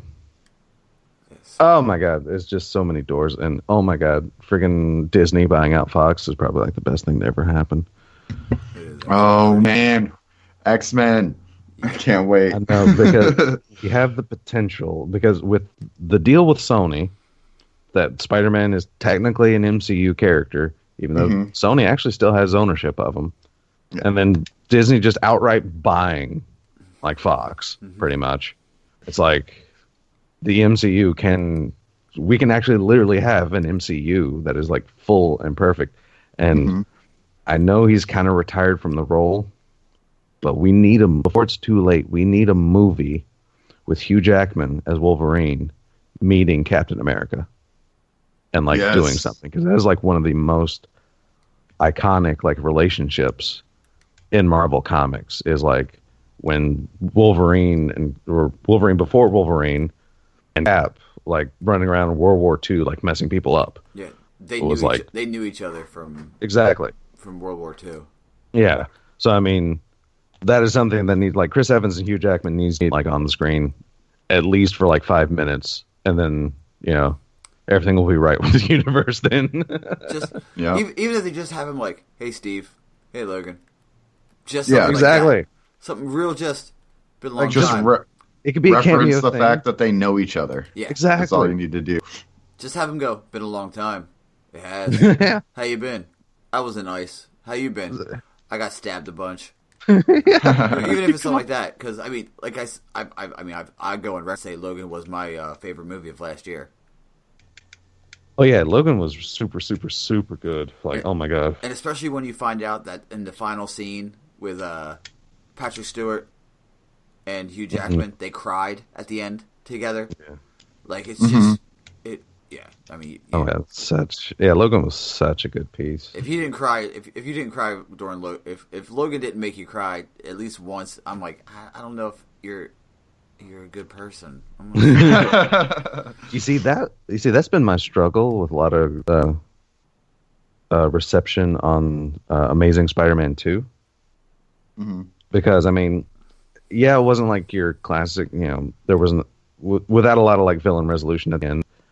But I mean, if you couldn't at least shed a tear for the reenactment of the night that Gwen Stacy died, you're not a decent human being, in my opinion. I'm sorry, but oh my god, like I've been able to hold back during a lot of movies. Oh yeah, I've been drudged through The Notebook, and I came out dry-eyed. I came close, but I came out dry-eyed. But yeah, I could not. Like, seeing that happen, it was just like, oh my god. Yeah, I could not. Yeah, I shed a couple tears there, and like Logan got me misty-eyed too. Oh, the scene they cried is I'm sorry, it was at the end. Spoiler for Logan. Come on, it's like a year or so old now. It's fine. When she takes the cross and Logan's grave and knocks it over to an X. Yeah. Apparently, Patrick Stewart and Hugh Jackman were like in tears during that. So, wow. But I walked it when I Zanny, you would get this. My buddy works. He's a manager at a local Wawa, and okay. And, hey, we're doing a Barely Destiny show tribute. We're going to talk about Wawa. So I walk in. He was walking around the floor. And I said what's up to him. Gave him a hug and all that. He's my oldest friend. And he was like, "Yo, we're gonna go see Black Panther." And I was like, "Fuck, we're gonna go see Black Panther." And he's like, "No, we're gonna go see it." And I'm like, "Yeah, we're gonna go see it." And he's like, "No, we're going like next weekend." I said, "Sweet, we're going next weekend. I'm down. Let's go." But I'm stoked for that. Have you seen the trailer for? It's a Natalie Portman movie called Armageddon. Yes. Or Annihilation. Annihilation. I'm sorry. Annihilation. Yeah. A words, Confused Buster. Just to let you know. Annihilation looks really good. There's like a bunch of good movies coming out. Like I'm super stoked for this. I'm ready to go. I'm ready. Like. Ooh, and how about Ready Player One? Yes. Oh my gosh. Ooh, that looks so good. To see like Freddy Krueger get knocked away by like something, it's just like this just seems like a big like fan service movie almost, but oh my god, it's gonna be so good. Yeah, 100%. But the book is a fan service too, Well, I mean, wasn't the book like called something like the Holy Grail of pop culture or something like that? Yeah. So I mean, come on. Yeah, it's one of there's a lot of good Venom. God damn Venom. Oh my god! Right? Tom Hardy, right? Yeah, Tom Hardy's in it. Such a right? good Like cast. he's going to be such like an Eddie Brock look too. I mean, oh my god! It's like I'll never blame actors for taking roles because, I mean, actors need work, right? Mm-hmm. But Topher Grace. No. He's still the way they wrote it. He killed it basically, but there are a lot of casting directors that need to be castrated for these choices because I'm sorry, Topher Grace is Eddie Brock, like one of the biggest muscly reporters ever, and Topher Grace. I mean, nothing against the guy, but Flash Thompson, sure, maybe, yeah, but Eddie Brock, no. Yeah, Tom Hardy. Yes. Yeah. Tom Holland's going to be in it too. He's already came out and said he's going to have a part in the Oh, nice. in the Venom. Also, I don't know if you guys have seen the tagline for it. It's "We Are." Finally, because again, that was a lot of my issue with Spider-Man 3 was the fact that as soon as the symbiote hit Eddie, all of a sudden he's still speaking singularly, and my comic book nerd raged so hard at that because it's like, no, Venom doesn't talk singularly. Eddie and the symbiote are separate entities. One of the few people that have merged so completely and thoroughly with their symbiote was Carnage. Mm-hmm. And something Cassidy, I can't remember his first name, but yeah, for serial killer and a symbiote, he spoke in singular as in eyes. Venom was always we. So it's like for him to say, "Oh, I've got this plan," it's like, no, you don't. It's like, no, stop. Clea Cassidy. There we go. Because Marvel, Stan Lee has a thing for, if no one has noticed, Stan Lee has a thing for name alliteration, which the novelization of the first Spider-Man movie actually took a poke at that. Because it was when J. Jonah Jameson was naming Green Goblin. Yeah. It's like we'll call him Green Goblin. People like alliteration. And the next lines weren't even spoken in the book. But it's basically like, hey, J. Jonah Jameson, Reed Richards is on this line for this, that, and the other. And it's like just like name dropping, like just these illiterate names in the Marvel universe. And it's like, touche, author, touche. They referenced that in Player One too. Oh, nice. Because the main character's name is Wade, something with a W. Something with a Wade, something with a W. Yeah, I can't remember his last name in the book, but it's because his dad was a huge Marvel fan. Yeah, I mean, oh my god, for some reason Marvel just really has it with primarily Stan Lee had a thing for alliteration for whatever reason. Like he had to have at least one character, like in a group, that had an illiterate name. Because I mean, like I said, Peter Parker and J. Jonah Jameson, which is wonderful alliteration whenever you say it. Mm-hmm. Yeah, I do hope that whenever they do finally bring back, Peter into the age of photography again, hoping they get J.K. Simmons back as J. Jonah Jameson. Oh, he was perfect. He was perfect. Yeah, he was. I'm hoping they will, because even in the comics, because Stan Lee had mentioned that he kind of drew J. Jonah Jameson as basically a very meaner him. Mm-hmm. But after J.K. Simmons took the role, if you look at the comics, like after that, it's like all of a sudden, like J. Jonah Jameson started looking like J.K. Simmons in the comics. So, really hoping they bring him back. Right. Like, holy crap. You couldn't ask for a better... I know, and he's like one of the best parts of the Sam Raimi trilogy too. Like his lines and stuff was just. It's like Ryan Reynolds playing. Exactly. Yeah. Exactly. Deadpool. It's like that perfect of a fit. Yeah, you can't ask for a better fit. Some people are just meant to play that part, and that's what I think. Like Ryan Reynolds is just meant to play Deadpool. Right. But Right. There's so many good movies coming out. So many. I am interested. I keep seeing these trailers and getting interested in the Justice League movie. Oh, I was a little disappointed in it. Oh, it's out? Holy crap. Oh, yeah, it's been out. Yeah. Oh, crap. Dang it. This happens when you live under a rock and like your house and forget that the Super Bowl is coming up, so that's why some of your orders were like unbelievably and uncharacteristically huge. But yeah. Yeah, I'm not going to lie. It's pretty terrible. I didn't think it was terrible. I just, like, for me, the biggest thing was that I think they missed the mark on the Flash. And he's my favorite, which is very upsetting to me. Yeah, but which Flash is it? Because it's not the first Flash. It's Barry. It's Barry. It is Barry? It's not the Barry you know. Yeah, no, it's like a Barry Wally awkward meld. Which actually, if I'm not mistaken, I think that's what they were going for. Is like a merger in character of like kind of like Barry and Wally. Ezra Miller comes across. Yeah, he's a great actor, and he does what you can tell. It's not him that is the problem, as much as they made him. He's supposed to be cheesy, but in like a dad joke kind of way. Which you know it's kind of like Flash.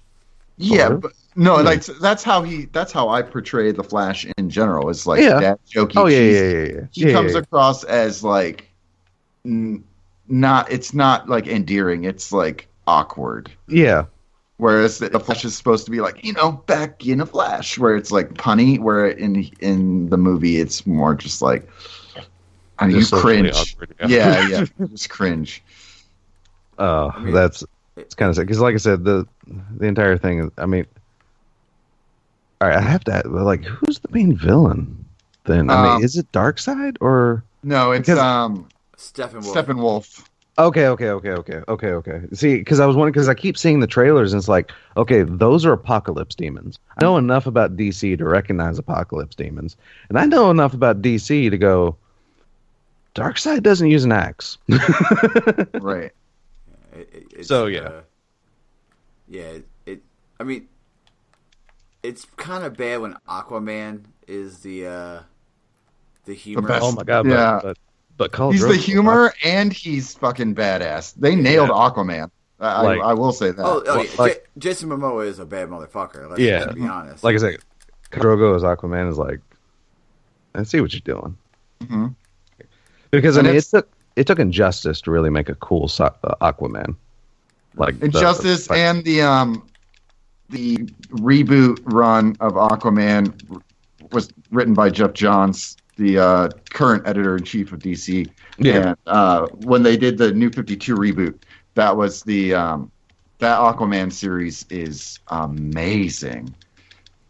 I mean, sadly, it was generations and generations. Aquaman's always been the lame superhero. But, yeah, once Justice League kind of touched on it by cutting his hand off and giving him a hook, I was like, all right, this is kind of cool. But, yeah, then you see him in, like, an Injustice, and it's just like, oh, my God, now this is Aquaman. And then, like I said, seeing, like, freaking someone that played this tribal warlord as Aquaman is just like, all right, now they're starting to touch on, like, having Aquaman as a not lame character. Finally. Right. The Super Friends screwed Aquaman for generations. He had to dig himself hard out of that hole. Just some of the word. I mean, Zanny, I'm assuming you've read the Batman Metal series. I have not, actually. Oh, okay. I mean, I'm sure you both are quite familiar with the 52, the new 52, how there's Earth 1, 2, 3, 4, so on and so forth. Yeah. Well, what it is instead there's also negative Earths. So they're starting to really like push the boundaries of like their multiverse. Yeah. So what it is basically Batman in every multiverse is being I don't want to say captured, but being recruited by the Bat Who Laughs, which if you think would be it's Batman with the Joker venom inside of him. Holy, yeah. As a basic, courtesy of Wikipedia, story involves Batman discovering a dark multiverse that exists beneath the core DC multiverse. It is revealed that the Darkverse is connected to the core multiverse through mysterious metals that Batman has encountered over the years. His investigation eventually results in him releasing 7 evil versions of himself from the dark multiverse that invade Earth. One of these, it would basically be one of them is a Doomsday Batman. It's because in his universe, Clark Kent went crazy, and the only way to beat him was to take the Doomsday virus and infect himself with it. So he infected himself with it. Another one is when his parents were killed. The second his parents were killed, a Green Lantern found young Bruce Wayne, and Bruce's willpower overwhelmed the Ring's kill protocol, because like Green Rings you can't kill people with the Green Lantern ring, like the power. Which that's he killed Joe Cool. That wow! Instantly, like he tore him apart with the powers. One of the ones is a female Batman, a female Bruce Wayne. I'm sorry, and the Aquaman in her world. The Atlanteans were beefing, so they flooded the world. So what she did was use Wayne Tech to pretty much merge herself with the Atlanteans, and then she killed her version of Aquaman, Aquawoman at that time, I think, to take over. I think another one is Alfred gets killed, so Batman, Bruce Wayne, builds him a robot suit, so think Cyborg, and puts in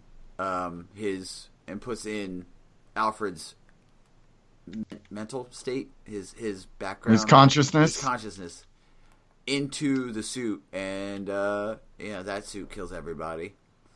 So Alfred Chappie. Well, yeah, it's like Alfred Cyborg Killer. It's fucking amazing. It's so good. It's really good. Yeah. Some of Batman, like I'm starting to read into some of these Batman, oh my god. It's like there's one that has basically stolen the speed force from Barry. Yes, oh my god, the Red Death. He takes it from him. Not even he takes it. Yeah. You're okay. You don't know what to do with it, Barry. I'm taking it from you. And it devises a plan to strap the speedster to the hood of the Batmobile, using him as an engine that'll propel them into the force and allow their bodies to fuse into one. So then, somehow Bruce's mind transplants into Barry's body, and he becomes the Red Death. Oh god! I was like, yeah, this stuff is holy crap! These writers. And there's another one. And there's another one. I think it's I think he's Bartolomato or something. It's Shazam, but with Batman.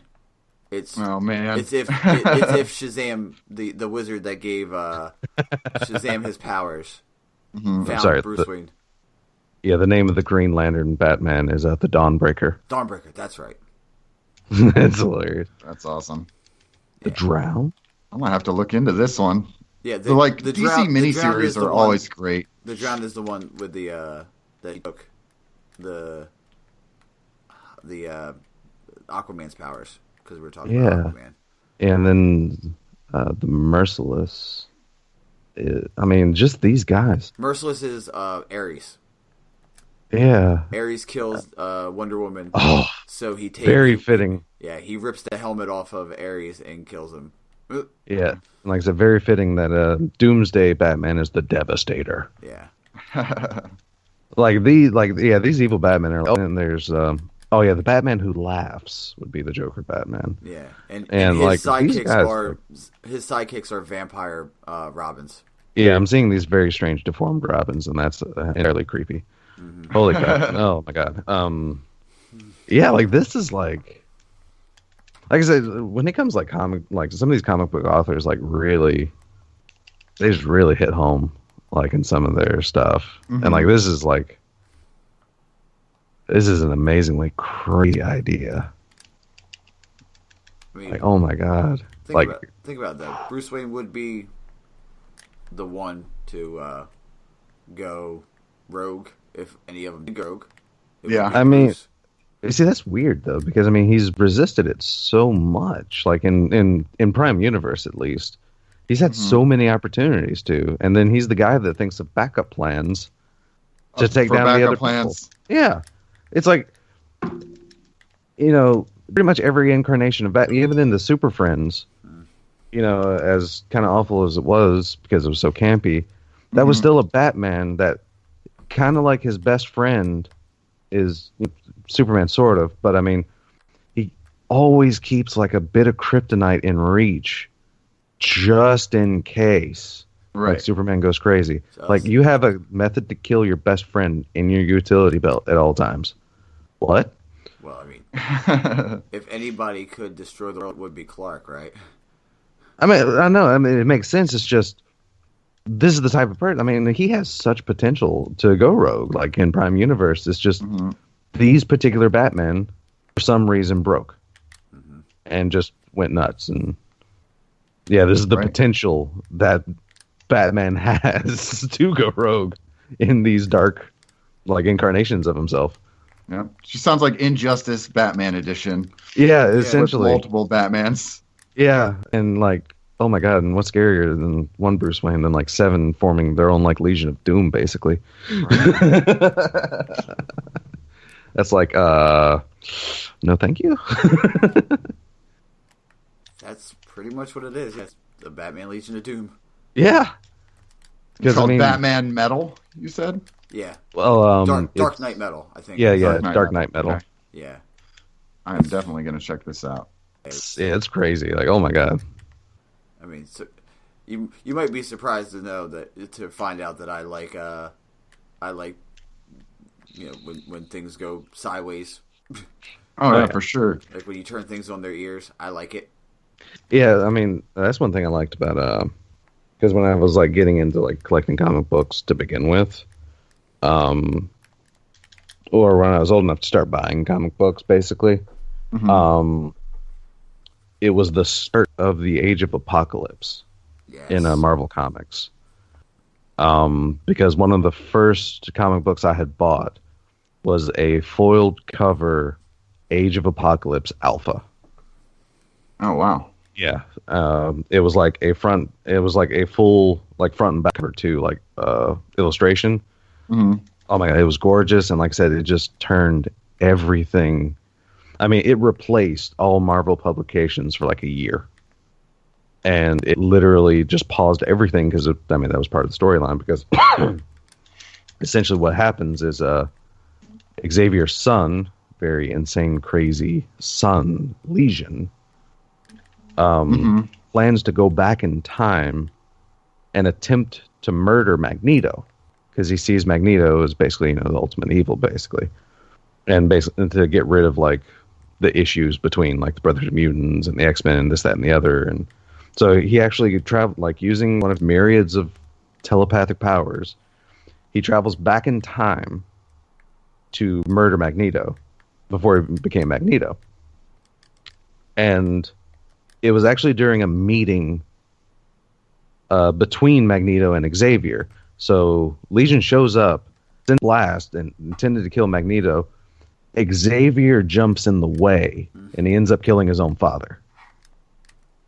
So what this does in the timeline, like I said, it pretty much freezes all active publications, and Age of Apocalypse take over, because once Apocalypse rises, no one's to stop. No one's stopping.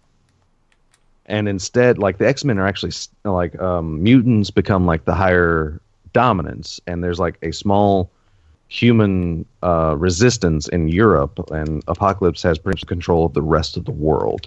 Sentinels are programmed to track down humans, and you know, stuff like that. So I mean, it's a very post-apocalyptic thing, and hilariously, with the death of his friend, Magneto takes it upon himself to realize Xavier's dream, and he starts the X-Men in this universe. So you have Yeah, so you have an X-Men, like, a lot of things are very different because, in the comics, Cyclops and his brother Havoc were raised by Sinister in secret. And so in Age of Apocalypse, he doesn't have to be so secret about it.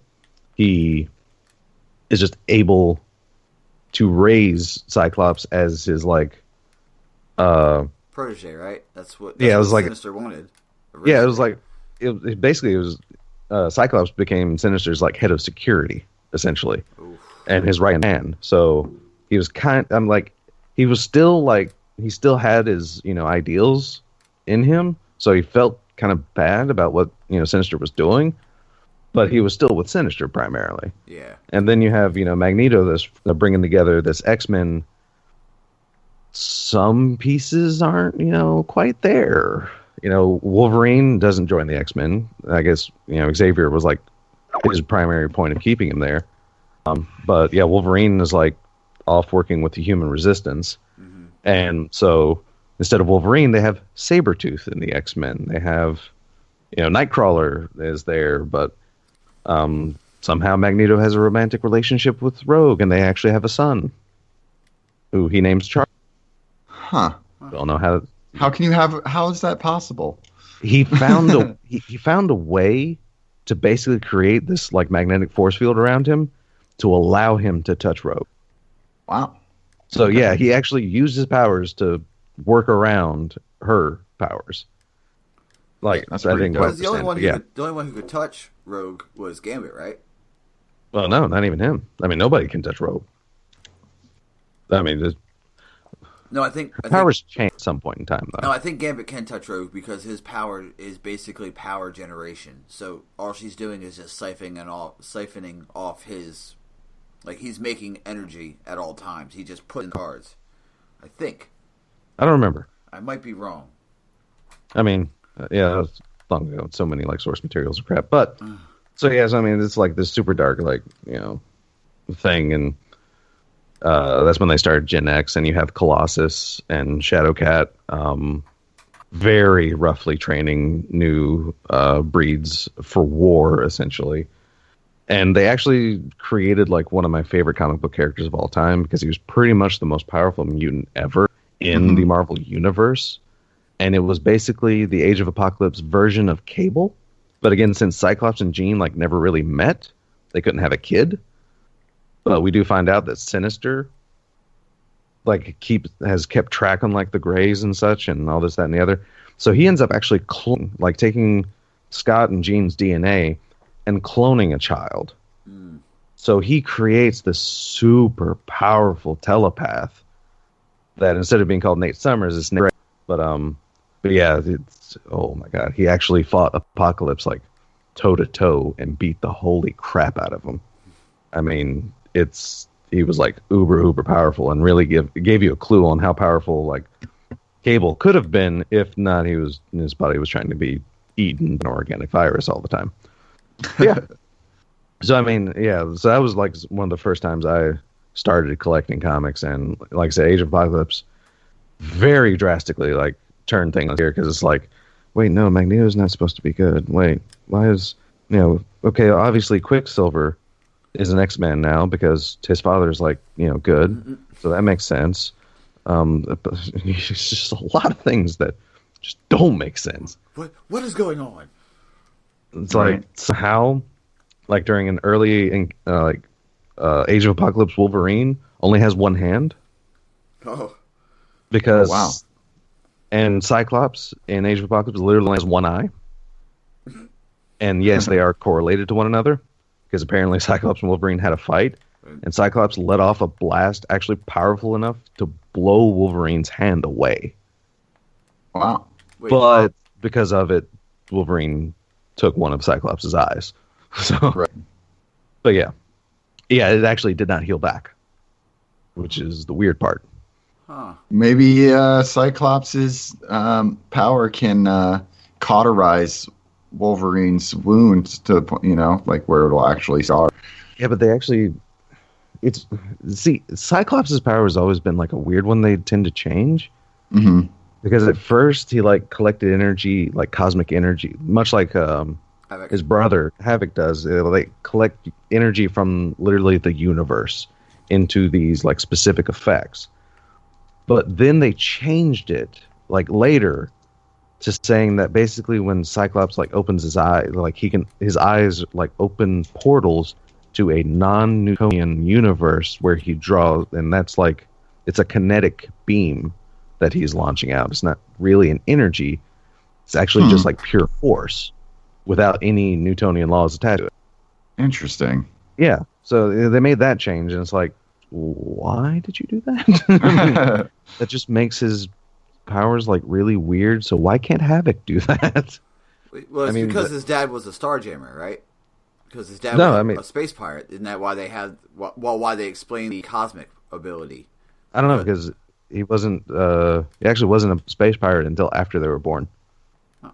Because his parents being abducted into space is what caused the plane crash, where Cyclops. That's actually the reason why Cyclops can't control his power, because there was only one parachute for 2 kids. Mm-hmm. But yeah, so Cyclops actually took the brunt of the fall and like hit his head.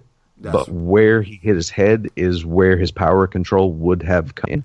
So he actually sustained some kind of like form of brain damage, and that's why he needs the ruby quartz lenses, because he cannot control his powers. Unlike Havoc. I mean, Havoc can just absorb too much power and like blow up, but he can control his powers. And that's why they explained why. But it's always been like a plot point of, because the brothers' powers were so similar, they couldn't affect each other with their powers. They actually absorbed each other's powers. So all of a sudden, so all of a sudden having Cyclops like open a portal into another universe really became weird. Because at the same, it's like, so how come Alex isn't affected by his powers if it's another universe? Like, that's just me ranting on comics for a while. Well, I mean, because I may not have been too huge into DC, but I was a massive Marvel nerd. Massive.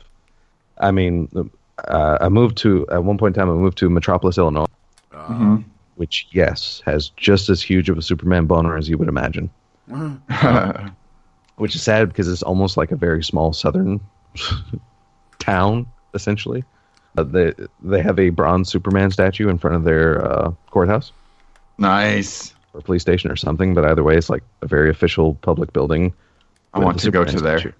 It's a very small town. It's right near the border between like Kentucky and Illinois, so it's very southern Illinois. Oh, okay. It's not a long drive, but it's not a bad place. There's also a riverboat casino there. But yeah, so there's the quote-unquote, there used to be the Superman Museum, which was basically one Super Nerd's massive collection of like Superman paraphernalia. That's where I learned that Christopher Reeves actually wore a wig whenever he was Superman. I guess just to keep the iconic hair, and that way they didn't have to keep changing his hair. Because Lord knows Christopher Reeves did not need a wig. Right. But there was a Superman wig with the iconic curl and everything, so I'm guessing that's why. But yeah, like a lot of like costumes, movie props, action figures, of course, galore. But yeah, it was interesting, and me and my brother was actually, like I said, we were Marvel, so it's like, my brother getting into an argument with the kids, like, man, nobody can beat Superman. He's the man of and my brother's like, well, what about Wolverine? Kid's like, yeah, but Superman has steel. Wolverine has adamantium claws that cut through steel. Your move. Right. Like douchebag, it's just a kid. Yeah. But he's right. But yeah, way to shred his hopes and dreams. Way to kill his hero, bud. Yeah. But yeah, so I mean, but yeah,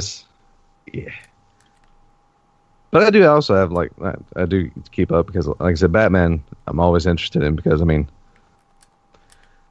the one I do enjoy from the Justice League movie is in the trailers where I think it's Flash asking Bruce Wayne, "What's your superpower?" I'm rich. I'm super rich. Like, yeah, that's the joke. I mean, that's Bruce Wayne's superpower, and that's part of the reason why that movie wasn't as, because it was kind of campy. They went for the humor too much. Okay.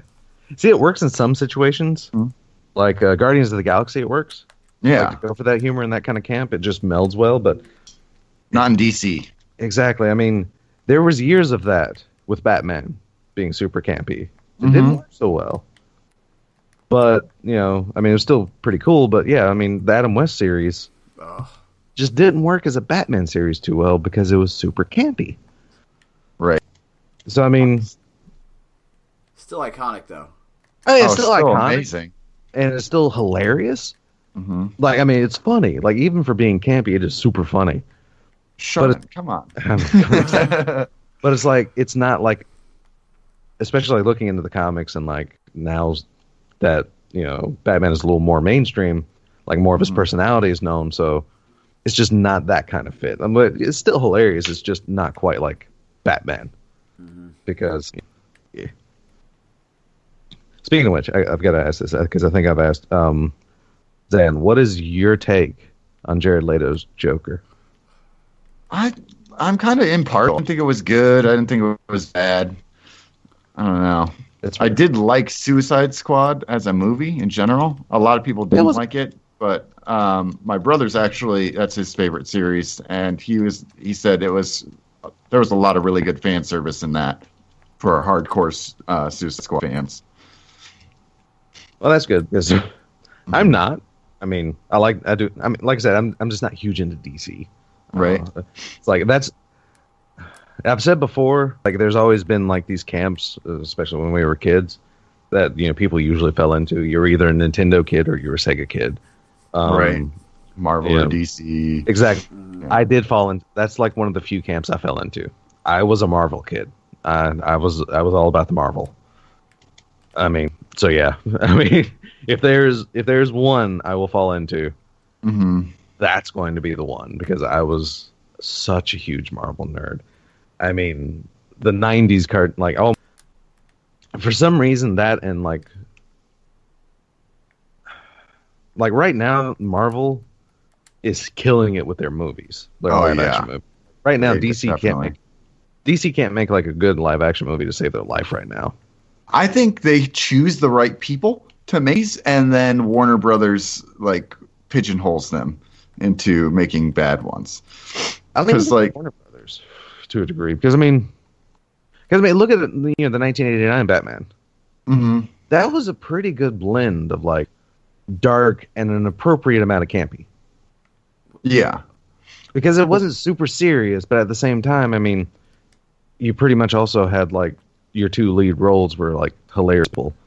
Yeah, I mean, you know, I just rewatched that a little bit ago, and you don't realize when you're like the last time I watched it, I was a kid, probably, you know. You don't realize why the Joker has the smile is because when him and Batman were fighting, Batman blew up a something with glass, and the glass pushed his face back.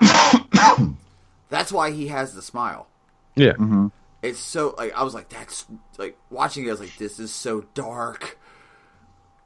Yeah, well, the '89 Batman still holds up. It's still great to watch. Yeah, it's like it even holds up better than the sequel.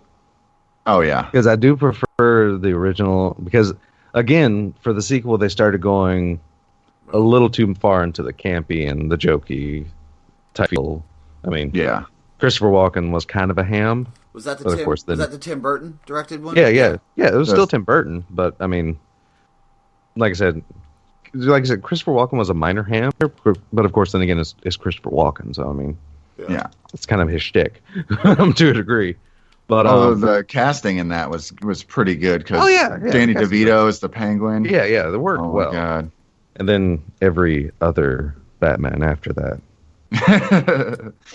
I would love to forget Arnold Schwarzenegger's Mr. Freeze, because again, I'm not gonna put it down to like, you know, him because he was popular at the time, and you know, for the way they went with like especially the costume, considering it weighed a ton. Arnold Schwarzenegger, of course, was more than capable of wearing it, but it's just like everybody freeze. Yep. No, the groany puns just started coming out, and it's just like, Wait, that's the one. Is that the one with Bane too? Yes, Bane that doesn't even talk and just. Yeah. Bane. It's like, oh my God. Yeah. Right. Yeah, it's like, my God, no.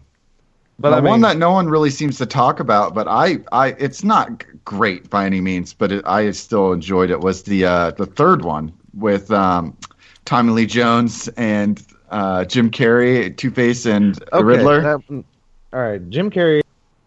That Riddler was amazing. Yeah, it was a very interesting take. Tommy Lee's. I wasn't a huge fan of that. I'll blame that on the writing. Because, I mean, pretty much Tommy Lee killed the role he was supposed to, but the role he was supposed to is just kind of meh. But, but yeah, that Riddler was very interesting because it was almost like a half and half mix of, like, Joker. Yeah. But he, like, pulled off pretty much both parts of it. Like, the part of Enigma and then just this wacky, over the edge, I've went through something traumatic and seen some things like insanity, almost, which didn't work over well. Like, again, like Jesse Eisenberg as Lex Luthor.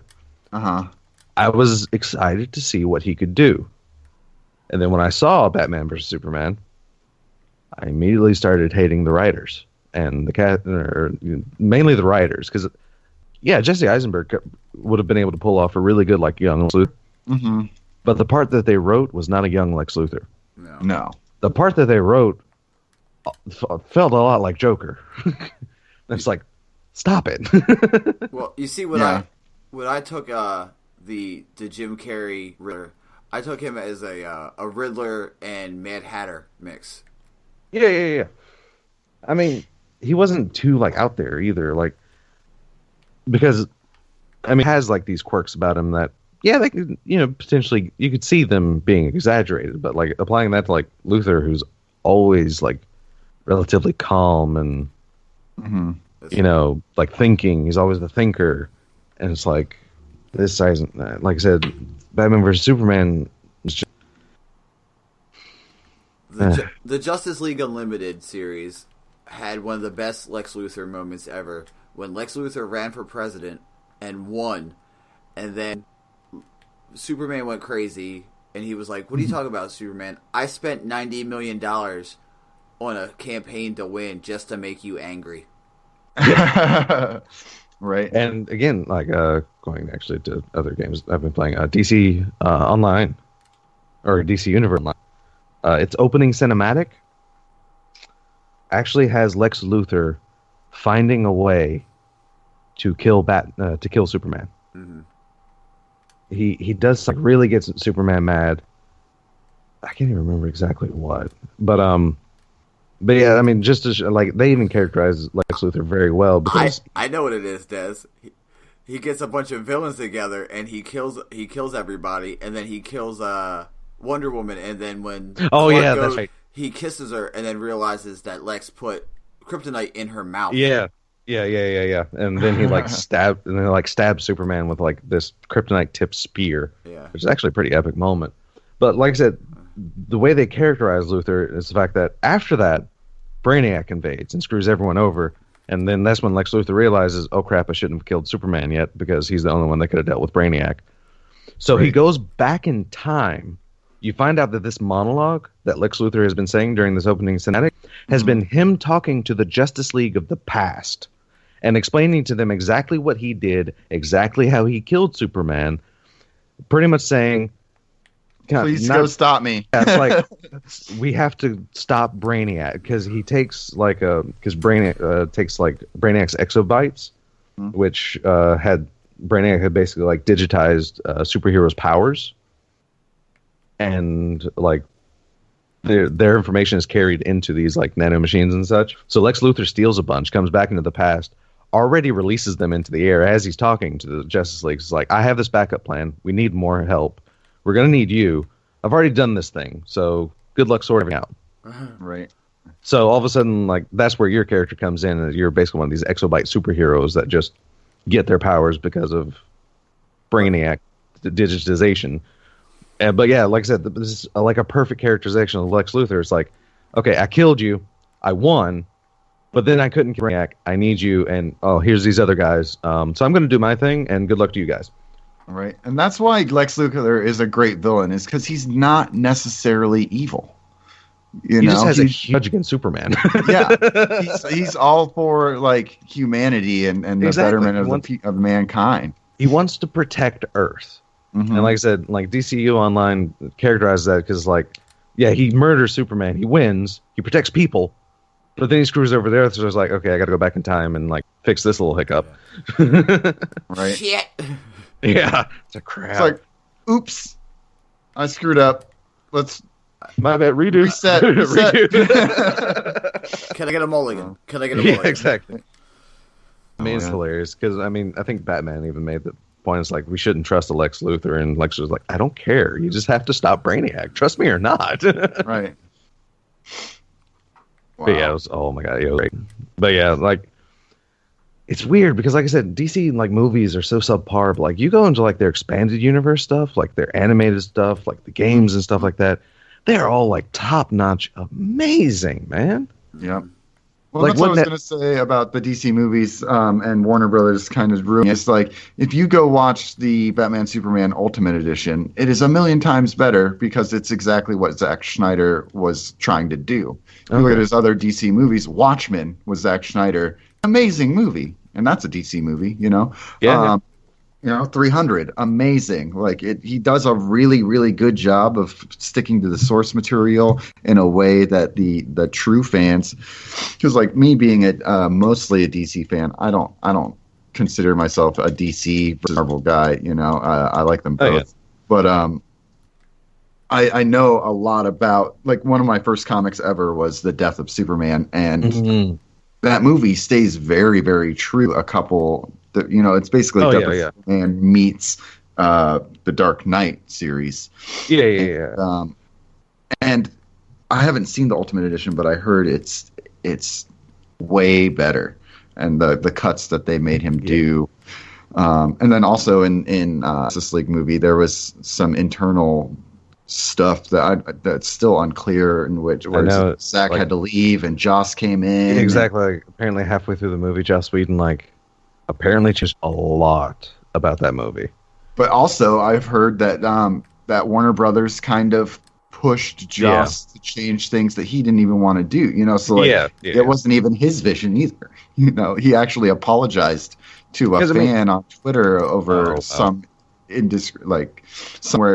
Warner Brothers was like, "Hey, we want you to do this," and Joss was like, "That's not true to the source material."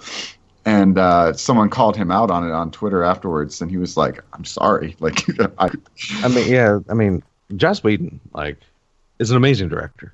Yeah. Everything he's had his hands in has been great, pretty much. Like the Buffy series, the Angel series, those were great. Firefly. Yeah. I know you're gonna mention. I still haven't watched it. I'm sorry. Oh my gosh! No, still haven't gotten into it. I'm sorry. It's on my list of things to do. I swear, because everything about it sounds amazing. Yes, it's just I haven't watched it. I'm sorry. I keep meaning to get around to it, and especially Hunter Main. I would think you want to watch Nathan Fillion basically be Cade 6. Just essentially. I mean, it's not because I have anything against it or anything. It's just I keep not getting around to it. But yeah, I mean, the only issue I even had with the second Avengers movie, the only issue I had, because a lot of people had issues with that movie, but the only real problem I had with the Avengers sequel was the fact that it felt that its pacing was a little too much like Avengers movie. I mean, it was pretty much the exact same pacing. Action, thing happens, more action, thing happens, regrouping, finale. Which was, of course it might be confusing things, but either way, it was still the same setup. It was different character situations and storylines and such, but it was kind of the same setup. And it just felt a little too much like that for me. And that's the only thing I didn't like about it. Otherwise, it was still a good movie. Right. And yeah, so so far, everything he's done, I haven't had an issue with. But then again, I also haven't watched the Justice League movie. Yeah, I would say it's a watch, but it's I called it good, not it's entertaining, but it's just not great. I said it was fun. It's a fun movie. It's kind of like a Batman versus Superman, because I did enjoy a large portion of Batman versus Superman. it's just a lot of like major critical plot points that happen. That's just like, really? This is like the turning plot point of why they work together? Yeah. I had an issue with. Because, I mean, Ben Affleck killed it as Batman. Like a Dark Knight Batman, Affleck killed it, man. It was great. Like, God, I didn't have a problem with Man of Steel too much. Oh, man, I loved Man of Steel. I can't wait for Man of Steel 2. Henry Cavill as Superman is fantastic. I mean, it's like is a drastic departure from Thor, sure. Mm-hmm. But it was still a good movie. And it really gave, like Man of Steel really gave Superman that relatable quality. Yeah, I think that's exactly what he was trying to do. It got the major theme of Superman right, which is I'm trying to fit in. You know, exactly. I'm an alien, and I just want to be a part of you, like your community. Exactly, and then spoiler alert with the father figure dying. I mean, yeah, kind of like a Spider-Man ripoff, but at the same time, like I said, it's what he needed to become relatable to you, because that's always been my issue with Superman. Is that he's all like his comic books are about a being with like unlimited potential, just trying to fit in to society and fit in a world and protect a world that a lot of major people don't really like him, but he's here to protect us. He's here to save us, and he's here to do this thing and just fit in, and be with us. But he's just super unrelatable because of that. Like, it's really hard to really feel for him sometimes. Like, at least for me. Because he's such a being of, like, unlimited power. Like, you start kind of relating with him, and then he, like, punches people through buildings, and it's like, hates me. It's like trying to relate to Goku. It's like, sure, yeah, I get hungry sometimes, too. And then he goes blonde, and it's like... I get hungry sometimes, too. And then you feel an energy wave. I feel like I can eat like an entire buffet worth of food. I can relate it, but like I say, then he does these amazing things. It's like, yep, you lost me. All right, so we're at about 3 hours, which is a standard RNG-cast. RNG normal. RNG norm. It goes by quick. It does. It legitimately does. I mean, that's one thing I've always liked about the show. Like, especially once we get through the Destiny fair, we get through the game. Like, the end of the show is always fun for me. The rant section where you just talk about whatever you want. Exactly. Because, I mean, through, like, we don't even have any kind of, like, structure anymore, but we get through, like, the quote-unquote structured stuff. But, yeah, the last little bit where we just go off and just start talking about things, like... Yeah, we used to have show notes and outline, and then it was just sort of like, we don't need this. We got it. Yeah, screw this nonsense. Yeah, so... We got this. We talk about Destiny first. Get that out of the way. We try to keep Paladins near the end because there are a couple people that don't quite prefer to hear about it. And we respect that. We're still going to talk about it, but we'll keep it towards the end, hoping you don't miss too much. But then, of course, we always have these rants and raves. It's like, yeah, it feels good. We should probably wrap it up right about now. And then we go off and go on. It's like, yeah, well, we tried. Especially when we have a guest, because people have lives and stuff, and doesn't matter. Like, we're good, we can talk all day. So, we're fine. So, Des, we doing some Iron Banner here? What's for sure. Like, cool. I'll definitely hop in D2 and I'll play some Banner, because I gotta work on getting these ornaments unlocked. Because like we said, them hunter ornaments, though. Oh my god! Just fuck all them ornaments. I'm down. Oh yeah, for sure. But I need to get. I need, especially now that armor masterworking is a thing. Like, I know I said Vanguard might be my first set, but I might have to make, the Iron Banner recovery set. So Zanny, tell everybody where they can find you and plug the Barely a Destiny show, because we're brothers in arms. Yeah. Oh god. Did we lose Zanny? Did we choose a moment where he went to get coffee? I was muted. There we go. My bad. We are doing a Barely Destiny show rip, apparently.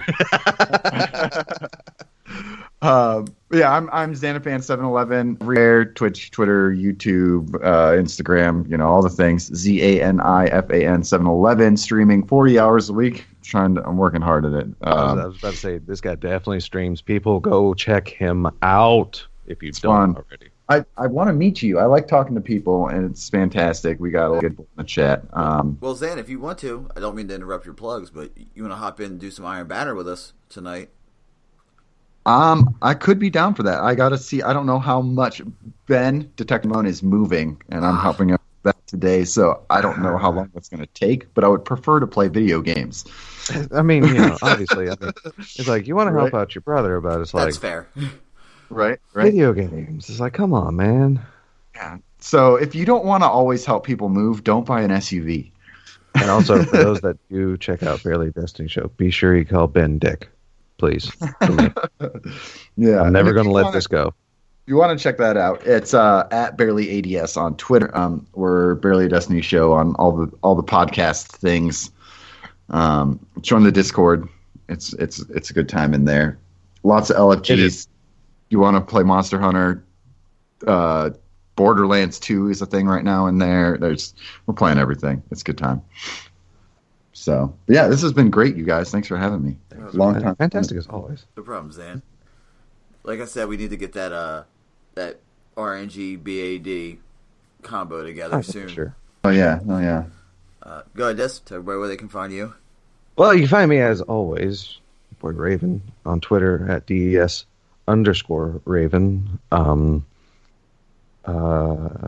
Yeah, you can find me on PSN, DES Raven, no spaces, no weird X's, no letters, numbers.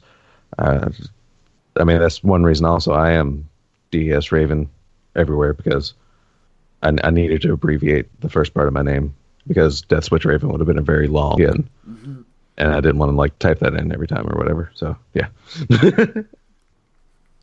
And you can find me on Twitter at BusterKnuckle13. That's BusterKnuckle13. On Twitch, twitch.tv/Buster_Knuckle. I'll probably stream tonight just to have some fun. You can find this podcast at the RNGcast on Twitter. You can email us, therngcast@gmail.com. We have a Patreon. If you want to throw us a couple dollars a month, feel free. Thank you. We will give you stuff, either a shout out or a thank you, or maybe a random show every once in a while. Which, as a hinted surprise that we dropped last week, Patreons might get a little something special with that, guys. Just saying. Oh shit! I mean, dropping them hints. We do have a birthday present for our patrons, a special birthday present for our patrons. When we hit our 2 years, because we're coming up on 2. Oh God! Yeah. So that's kind of crazy. Hell yeah! But yeah, we are quickly approaching. We are marching towards 100, and then 104 is right there. So that being said, this is, what is this? 88, 87? 88, I believe. This is episode 88 of the RNG Cast. We're out. Later, man. See you all next week. Oh, he took I stole it. Hell I yeah. stole it. I pulled my ear too.